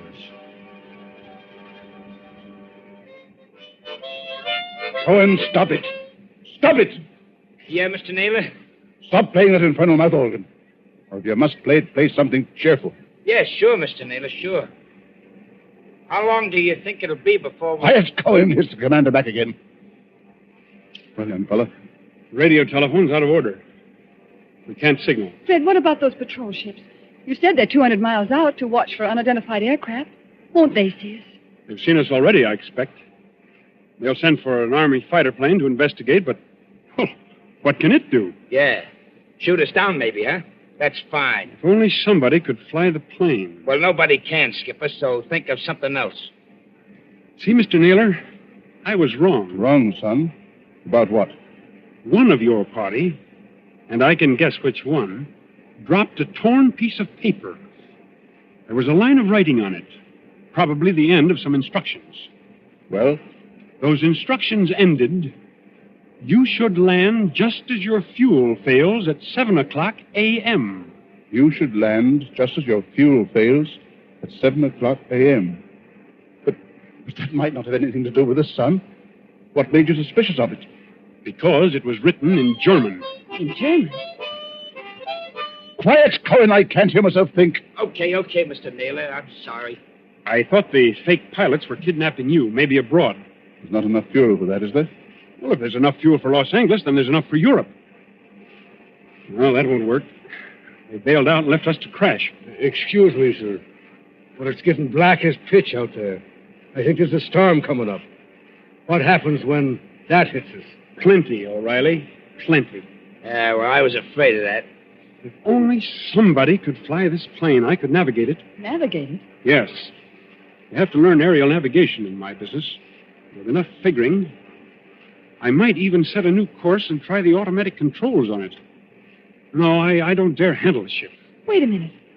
I know a way out of this. Well, then speak up, miss. There's a 90-mile wind going to hit us any minute. The air hostess, of course. Miss Lee, what about her? I remember reading somewhere that most air hostesses get flying instructions when they've been with the company for a given length of time. You know, Miss Vale, that's true. There was a girl of Inter Airways who told me the same thing. And if this one can even make a try at landing a plane, we may get back to New York yet. I thought you said she'd been knocked out. Well, she isn't badly hurt, but there's just a chance that maybe she's... There's Shepard, coming back from the pantry. Anybody got a drink? Wasn't very pleasant back there. How is she? You know, we were just wondering whether Miss Lee might be in any shape to pilot the plane. Pilot the plane? Why in blazes should she pilot the plane? There's no time to explain now, Shepard. But we're bound for Davy Jones unless something's done. Could she do it? No. Not even if we revived her? Not if all the doctors on Earth stood at her side. Why, but I don't think you understand, sir. Miss Lee has just died.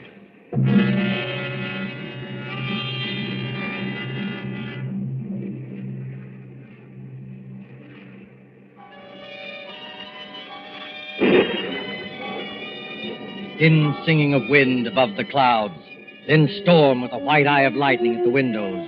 Losing height, gaining it again, blown off her blind course, flung partway back again, always racing forward on a flight to nowhere. Late afternoon, evening, night, the steady throbbing of motors like a pulse beat inside the head. Towards morning, the storm dies away. In that dim cabin, there is exhaustion of nerves. The hands of the clock stand at 1:45 in the morning.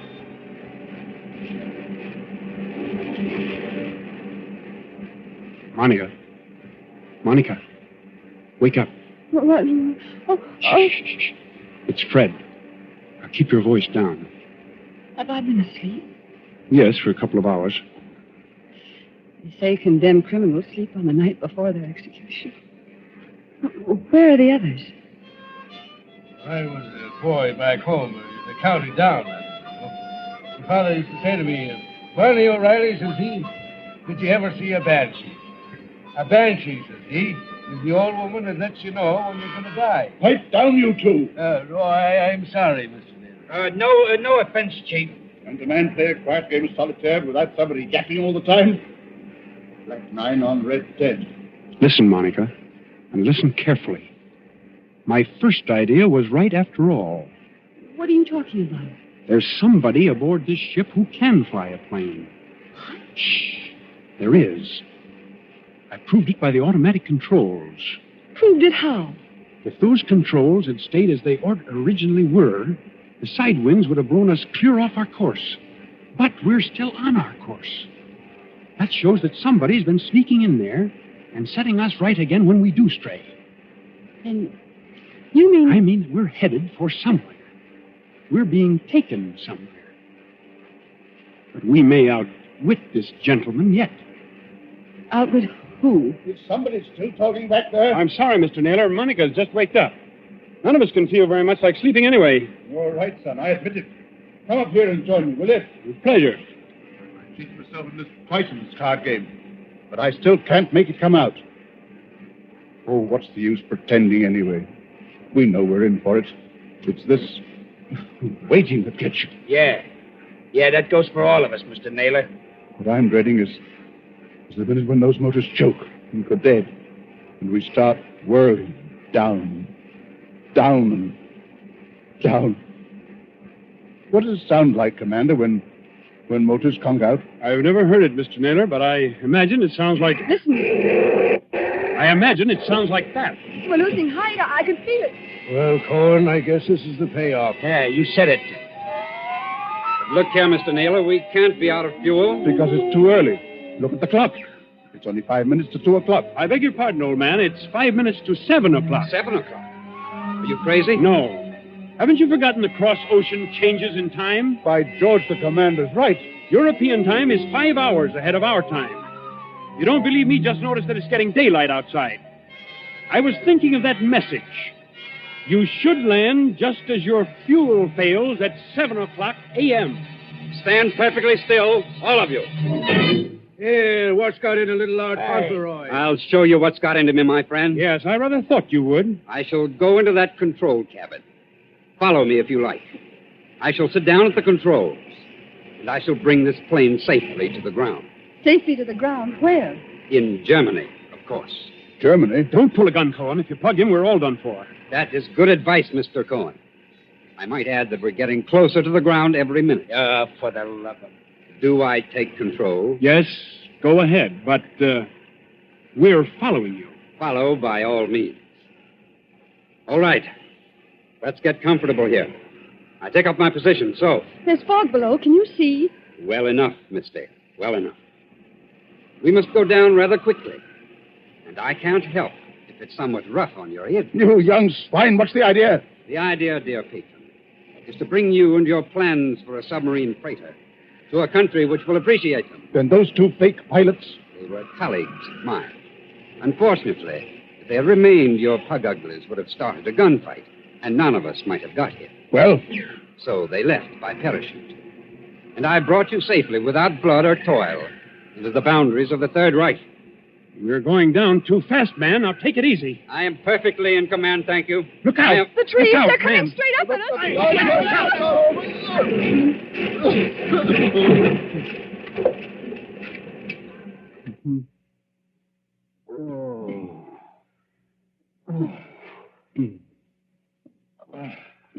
Are you all right, Monica? Are you all right? Yes. Oh, only a bit shaken up. We're all okay here, Skipper. Shall I give this guy the works now before they come to get us? No, don't shoot. Let him alone. That also is good advice. And now, my friends, my mission is ended. I stand up on the pilot's chair. I throw open this glass hatch. And to all Germany, to all the world, I cry. Dies ist das gestohlene Flugzeug im Begriff zu landen auf Feld Nummer 21. Heil Hitler! Well, strike me blind if it ain't another one. Yes, first Rudolph S. and now this bloke. What do you suppose they want over here? English. Why are you speaking English? Why, Cocky? It's an Eden habit we've got in this country. This isn't England. Oh, yes, it is. Better climb out of here and with your hands up. But it can't be. I followed the course laid down on those instruments. Unfortunately, old man, I altered our course last night. Keep back, Shepard, or you may get a bullet in the head yet. Your instructions were all right, but they didn't tell you about the 5 hours difference in time. When we got to the right navigation point, I let the fuel out of the tanks and made you think we were landing in Germany. You know, there's nothing like having a good Nazi for a taxi driver, is there?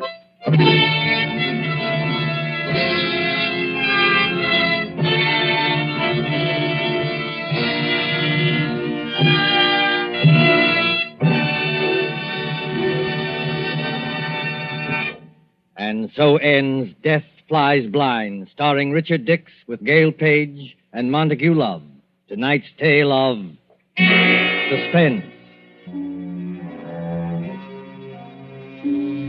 William Spear, the producer, Ted Bliss, director, Lud Gluskin and Lucian Mahowick, the conductor and composer, and John Dixon Carr, the author, collaborated on tonight's Suspense.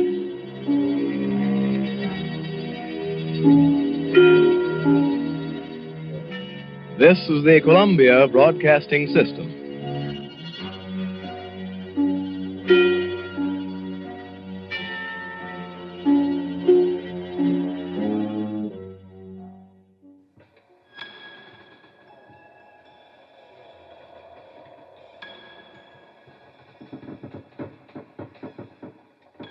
Well, my dear, as the night grows deeper, I can't help but wonder, what things in life can we fight against? And how often is that fight for naught? After all, many things we resist are simply self-evident.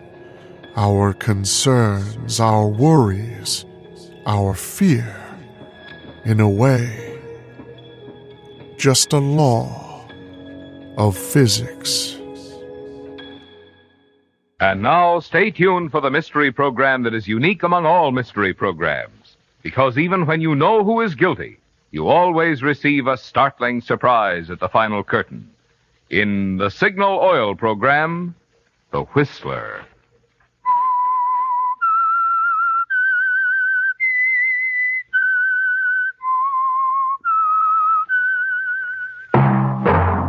Signal, the famous Go Farther gasoline, invites you to sit back and enjoy another strange story by The Whistler.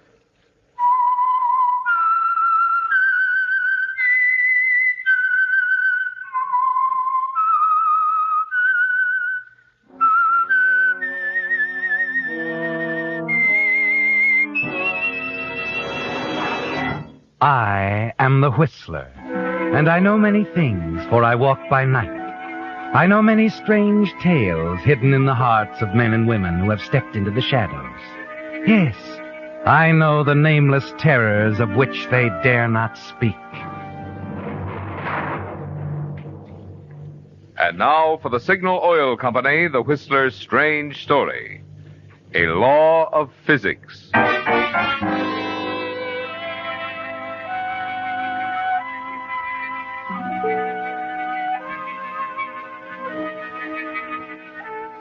The narrow, twisting road that hugged the canyon wall was precarious at best.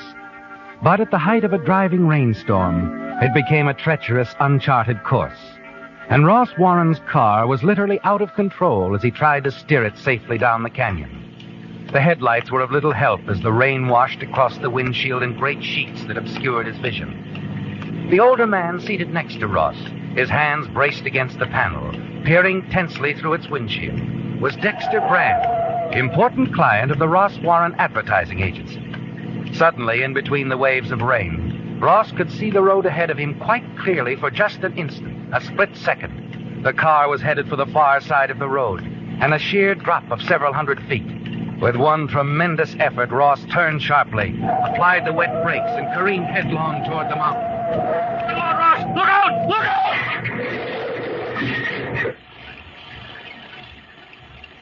out! Are you all right, Mr. Brand? Yes. Yes, I'm all right. Thank goodness. I'm sorry. Really sorry. I don't know what happened to this car. I couldn't see. Never seen such a storm. Now, what do we do? I don't think we have much choice, Mr. Brand. You know, there aren't many cars on this road, even in good weather.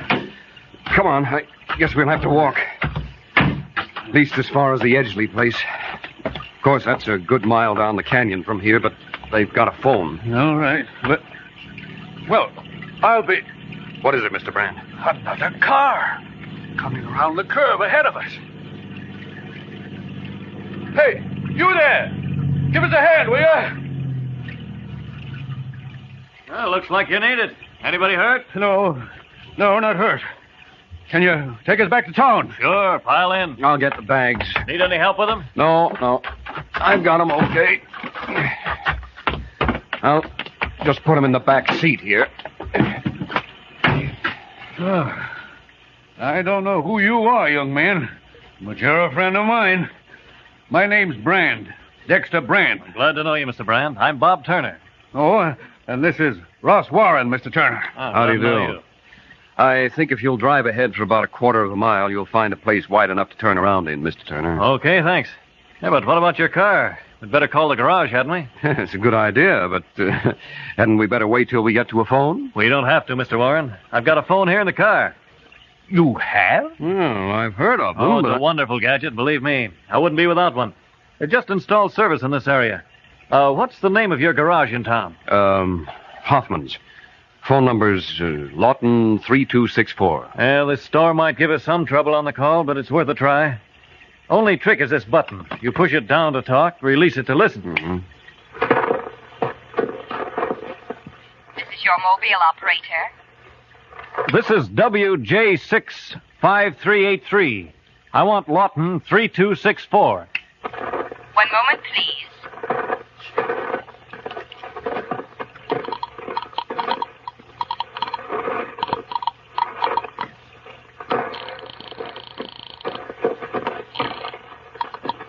Hoffman's Garage. Is this Lawton 3264? Yes, it is. I have a call for you. 1 moment, please. Go ahead, please. Here, Mr. Warren. The garage is on the line. Oh, thanks. Hello. This is Ross Warren. Oh, yes. This is Tom, Mr. Warren. What's the trouble? Wrecked my car on Willow Canyon Road, Tom. I'm okay, but the car's in bad shape. How far up the canyon? About 15 miles from town. Mile or so above the Edgley place. You better send a tow car and get this wreck off the road before someone piles into it. Right away, Mr. Warren. You'll be riding in with us? No, I've got a ride, Tom. Do the best you can, huh? And let me know when you get through looking her over. You bet, Mr. Warren. Goodbye, Tom. And thanks.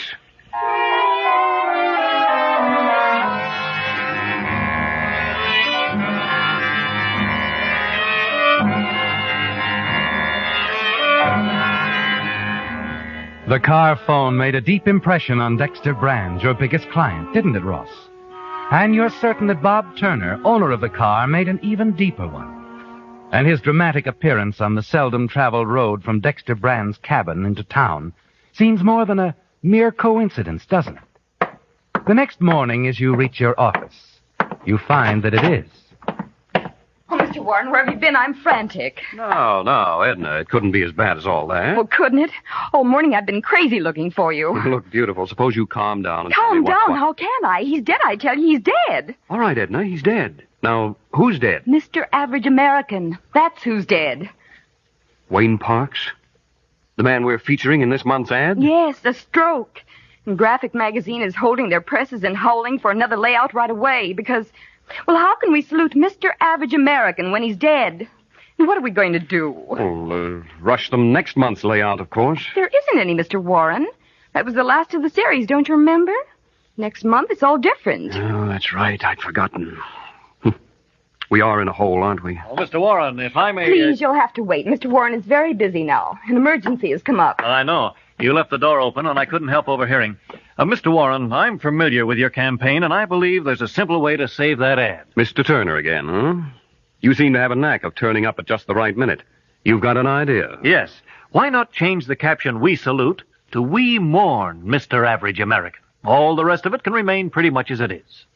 Hey, maybe you've got something there. Edna, did you hear? Well, I think that's wonderful. I'm so relieved. All morning the magazine calling and me not knowing where you were. I don't know what you came to see me about, Mr. Turner, but the way I feel right now, you can ask anything. Oh, just make it Bob. I'm with Blaine & Blaine, Mr. Warren. The big Hollywood advertising agency? No wonder you had the know-how on that ad. Okay, Bob. What can I do for you? And you can make it Russ. Okay. Well, let me tell you a story. On my last vacation, someone looted my car, took everything, including my fishing tackle. So passing through Lake Town here on my way to the lake, I bought some new gear, made by a manufacturer here in town. The man you met last night, Mr. Brand. I handle his advertising. I know. Well, his gear's wonderful. But later, when I tried to get more of it in some of the eastern cities, why, nobody had ever heard of Brand fishing equipment. He only sells in the western states. That's what I don't get. How come? Why, if he advertised more... Is that what you're here for? Don't get me wrong. I'm not trying to chisel your account. Just the opposite. You see, I'm fed up with my job, and I've got a little money put by, and I thought of starting my own agency, maybe in some place like Lake Town here. Oh? Competition, huh? Not if you don't want it. This is a manufacturing town. I figure there must be lots of local men who could triple their business if they went in for wider advertising. Now, you've got a nice setup here. If I can sell some of them on the idea... Could you and I maybe talk partnership? Partnership? Say on any new accounts I bring in, and any hikes on old ones. You know, Turner, I think maybe I'll give it a try. Swell. On one condition. You either sell Mr. Brand on national advertising, or you find yourself another town. Fair enough. By the way, Mr. Brand and his daughter are having dinner with me tonight. Why don't you join us? Hey, that's great. That'll give you a chance to sound out, Mr. Brand. But no passes at Kitty Brand. She's beautiful, and she's mine. Engaged, huh? Well, we haven't announced it, so mum's the word, huh? Okay, I'll be good.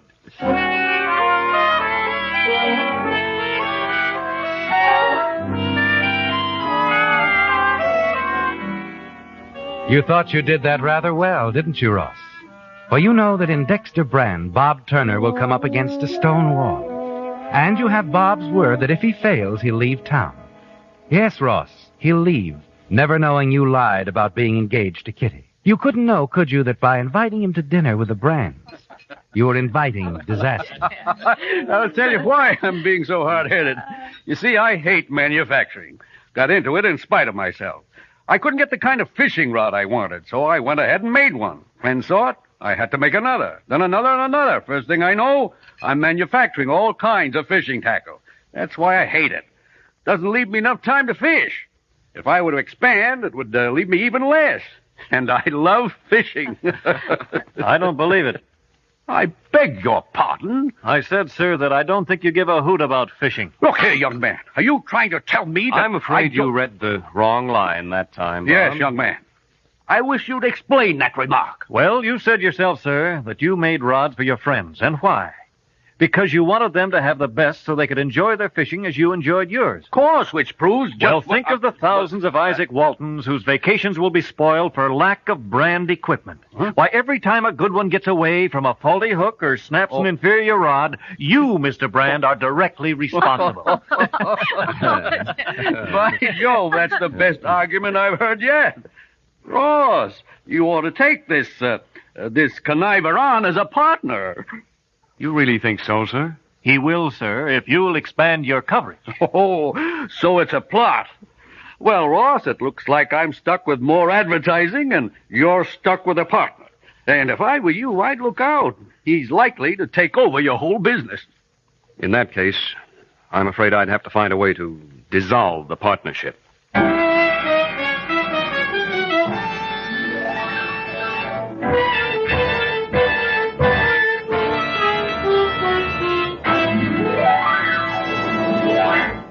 If a shiny new car doesn't happen to fit within your budget this year, no need to envy the other guy. After all, it's easy to enjoy the next best thing. And what's that? Why, any car, your car, powered with Signal Ethyl, the premium grade of Signal's famous Go Farther gasoline. Yes, this super powerful super fuel is scientifically engineered to bring out the best in cars of any age. And when I say best, I mean the kind of performance many drivers never thought their cars capable of. I mean pickup, the kind that carries with it that satisfying feeling when the back of the seat comes up and nudges you gently forward. And I mean power, the kind that rockets you easily, smoothly over hills, steep hills that used to call for shifting. Don't get the idea, of course, that Signal Ethyl's going to let you step away from all new cars. After all, smart new car drivers use Signal Ethyl, too, to bring out all the exciting performance that's built into today's power-packed high-compression motors. But of this you can be sure. The next best thing to a new car is your car, powered with Signal Ethyl gasoline.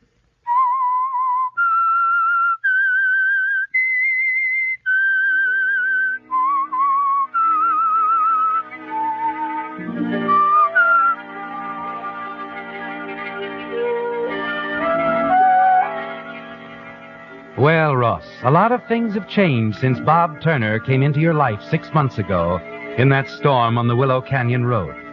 He's become a full-fledged partner in your advertising agency after selling Dexter Brand on the idea of a national campaign. And other accounts have followed Brand's lead until your business has nearly tripled. Bob sold you, too, hasn't he, Ross? True, you work harder and longer than you ever have, but you've acquired a great many things you've wanted. A healthy bank account, a big new car with all the extras. Yes, even including a car telephone. Through it all, you've had just one regret, haven't you, Ross? You haven't been able to see Kitty Brand nearly as often as you'd wanted to. But as you walk up the front steps to her home to keep your first date in weeks, you're certain that tonight will make up for all the nights you've been away from her. Kitty. Hi. You the official greeter here now? Oh, only when it's the maid's night out or Dad's packing. Come in, Ross. Your father taking a trip? I'm just up to the lake. He and Bob have a theory about some special tackle or something. You couldn't prove it by me. But anyway, they're going to try it out. Come on in the library. I've mixed some cocktails. Bob's going too, huh? It's funny he didn't mention it. Oh, I think he's just driving Dad up tonight. Probably spend tomorrow fishing. Oh, I see. Here we are. Sit down, Ross. Mm-hmm. Oh, you look wonderful, Kitty. Do you mind if I drink to that? Well, let's make it that we both look wonderful, so we can both drink. That's fair enough. Yeah? To us. Because we're beautiful. Oh, I've missed you, Kitty. So much. Well, that's nice, Ross. No, it isn't nice. I don't like missing you. I don't ever want to miss you again. Oh, my. So serious. I am serious, Kitty. I don't think I realized how serious I was until I saw you again a few minutes ago. Oh, Kitty, darling, I love you. Ross, my goodness, just one swallow from a martini. I want you to marry me, Kitty. I've wanted you to for a long time. But now I'm in a position Ross, to... please, don't. Don't say these things. Not now. This is the first time I've been able to say them. You've known all along. You must have... I thought I knew, Ross, but... Why did you wait so long? I had to, darling. I wanted money. Lots of money. It wouldn't have mattered before, Ross. Don't you see? It would have been all right. But now it's all different. Kitty, what's so different? I just got more money now. I haven't changed. But I have. I didn't want to, Ross. Really, I didn't. But I changed in spite of myself, I guess. I'm in love, Ross. Really in love. For the first time. Kitty. But who? With a man who doesn't even know it. He's never said anything or done anything. Ross, I don't want to hurt you. But it's Bob. Bob Turner. Boy, I've told you, he's done absolutely nothing about it. I'm sure he hasn't any idea how I feel. But, well, since I do feel that way, Ross, well, there's not much I can do about it, is there? No. No, Kitty. I guess there isn't.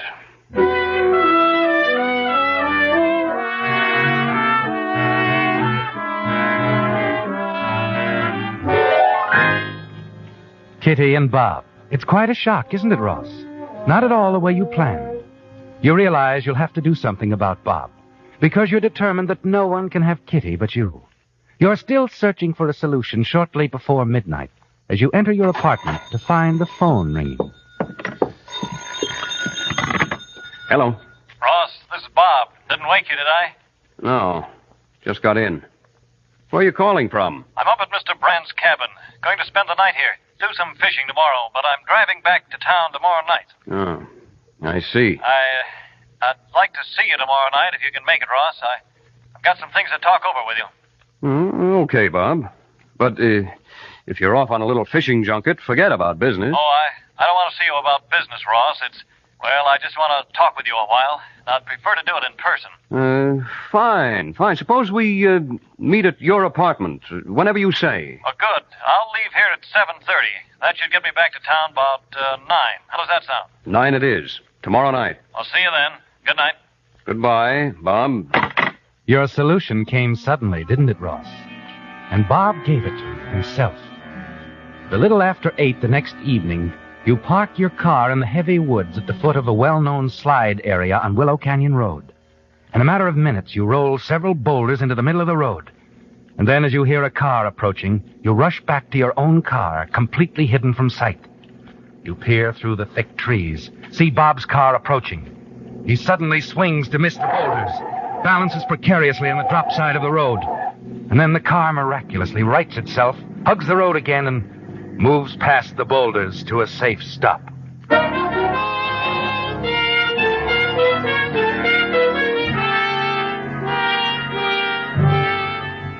You failed, didn't you, Ross? You watch Bob get out of his car, push the boulders to the side of the road, return to his car, and start for town. As you pull your car onto the road and drive slowly down the canyon toward town, you realize you must get rid of Bob Turner. Once he's out of the way, you'll control all the new business he's brought in and have a clear field with Kitty. Then it hits you, an even better plan. And you're certain you'll not fail again. There's an automatic in your glove compartment and an alibi in your car telephone. You stop the car and place a call to Hoffman's Garage in Lake Town. Hoffman's Garage, Tom speaking. This is Ross Warren, Tom. Afraid I need your tow car again. Uh-oh. Don't tell me you're stranded on Willow Canyon Road again. Well, not this time, Tom. I'm about 20 miles out on the Merrilton Road. Car went out of control just by those bluffs. You know the spot? Sure. Now, look, Mr. Warren, we'll be there, but it may take an hour or so. The truck's out now, and there's another call ahead of you. Well, that's okay, Tom. There's no hurry. I'll wait right here in the car for you.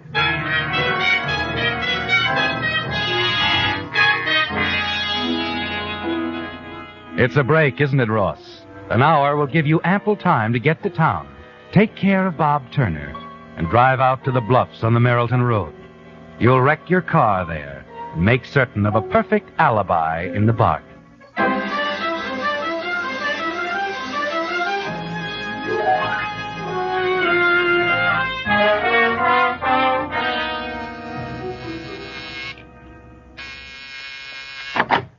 Well, Ross, you're punctual. You're a little ahead of time. I just got here. I know. Sit down. Man, I need a drink. Darn near turned the car over coming down here. Boulders in the road along that slide area. I know that, too. You do? But how? Bob, this personal matter you want to discuss with me, it's Kitty, isn't it? Well, yes, Ross, it is. I thought we could talk it out, you and I. You're in love with her. Want to marry her? Well, yes, but... Is she in love with you? I don't know. Look, Ross, this isn't the way I'd planned it. Sit down, won't you, and we'll... But this is the way I planned it. No, I won't sit down. My aim's straighter if I stand. Ross, are you crazy? Put that gun away. Don't! Okay, Bob. I don't mind putting the gun away. Now.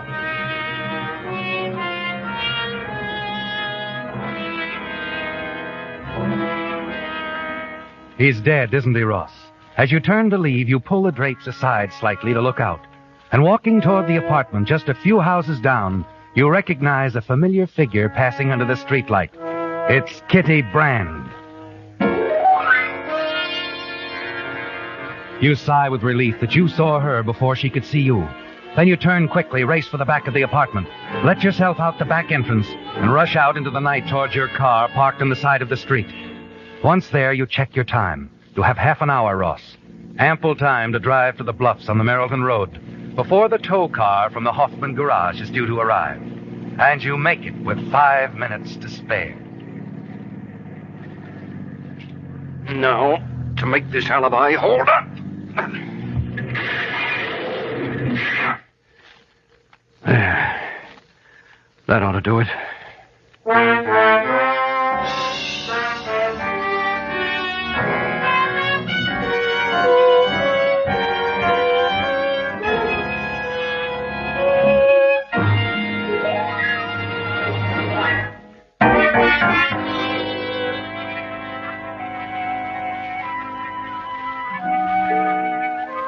Well, Ross, you're pleased with the way things worked out, aren't you?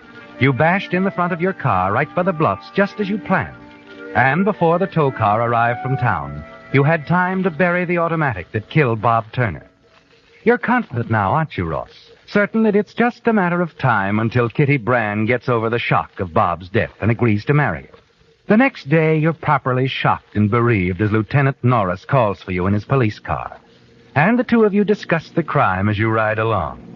You become so engrossed in the discussion, you're unaware that he's driven you far out from town, on the Merrilton Road. Well, naturally, I'm anxious to help all I can, Lieutenant. Bob Turner was, well, like a brother to me. I'm going to take you up on that help angle, Mr. Warren. Tom Hoffman's already pointed out the spot on the Merrilton Road where he picked up you in your car last night. Want you to verify that, if you don't mind? Why, of course. I'd be glad to. I didn't even notice. We're almost there, aren't we? That's right. Now, you see, Mr. Warren, the two stories are a little confusing. What two stories? Yours and Kitty Brand's.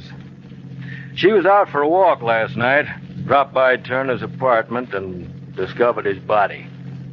And she saw your car parked on the side street next to the apartment. But she couldn't have. I was... I know. Both you and Tom Hoffman say you were right here in the smashed car at the time. But that's true. Hey, that's my car there. Now, we took the liberty of bringing it back out here, Mr. Warren, to prove something to both of us. Come on over here for a minute. I'm afraid I don't understand, Lieutenant. You will. Now, just for the record, will you get in your car and show me how you placed that call to the garage last night? Why, of course. I just picked up the receiver, pushed this button, and the operator answered.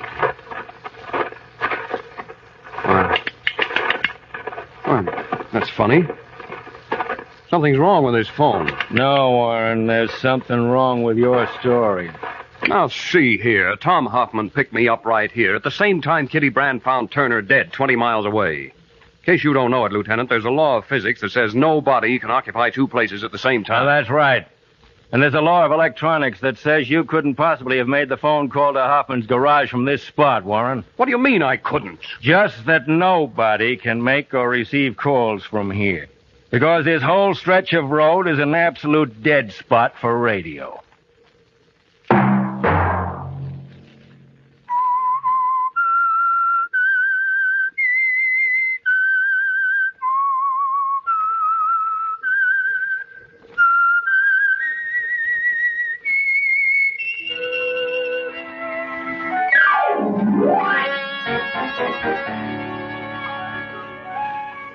Featured in tonight's story were Bill Foreman, Les Tremaine, Gene Bates, Bob Bruce, Elizabeth Root, Herb Butterfield, and Charles Seal. The Whistler was produced and directed by George W. Allen, with story by George Asness, music by Wilbur Hatch, and was transmitted to our troops overseas by the Armed Forces Radio Service. The Whistler is entirely fictional, and all characters portrayed on The Whistler are also fictional. Any similarity of names or resemblance to persons living or dead is purely coincidental. Remember to tune in at the same time next Sunday when the Signal Oil Company will bring you another strange story by The Whistler, entitled The Man in the Trench Coat, in which a topcoat belonging to another man leads the wearer to the unmasking of a blackmailer and murder. Marvin Miller speaking for the Signal Oil Company. Stay tuned now for Our Miss Brooks, starring Eve Arden, which follows immediately over most of these stations. This is CBS, the Columbia Broadcasting System.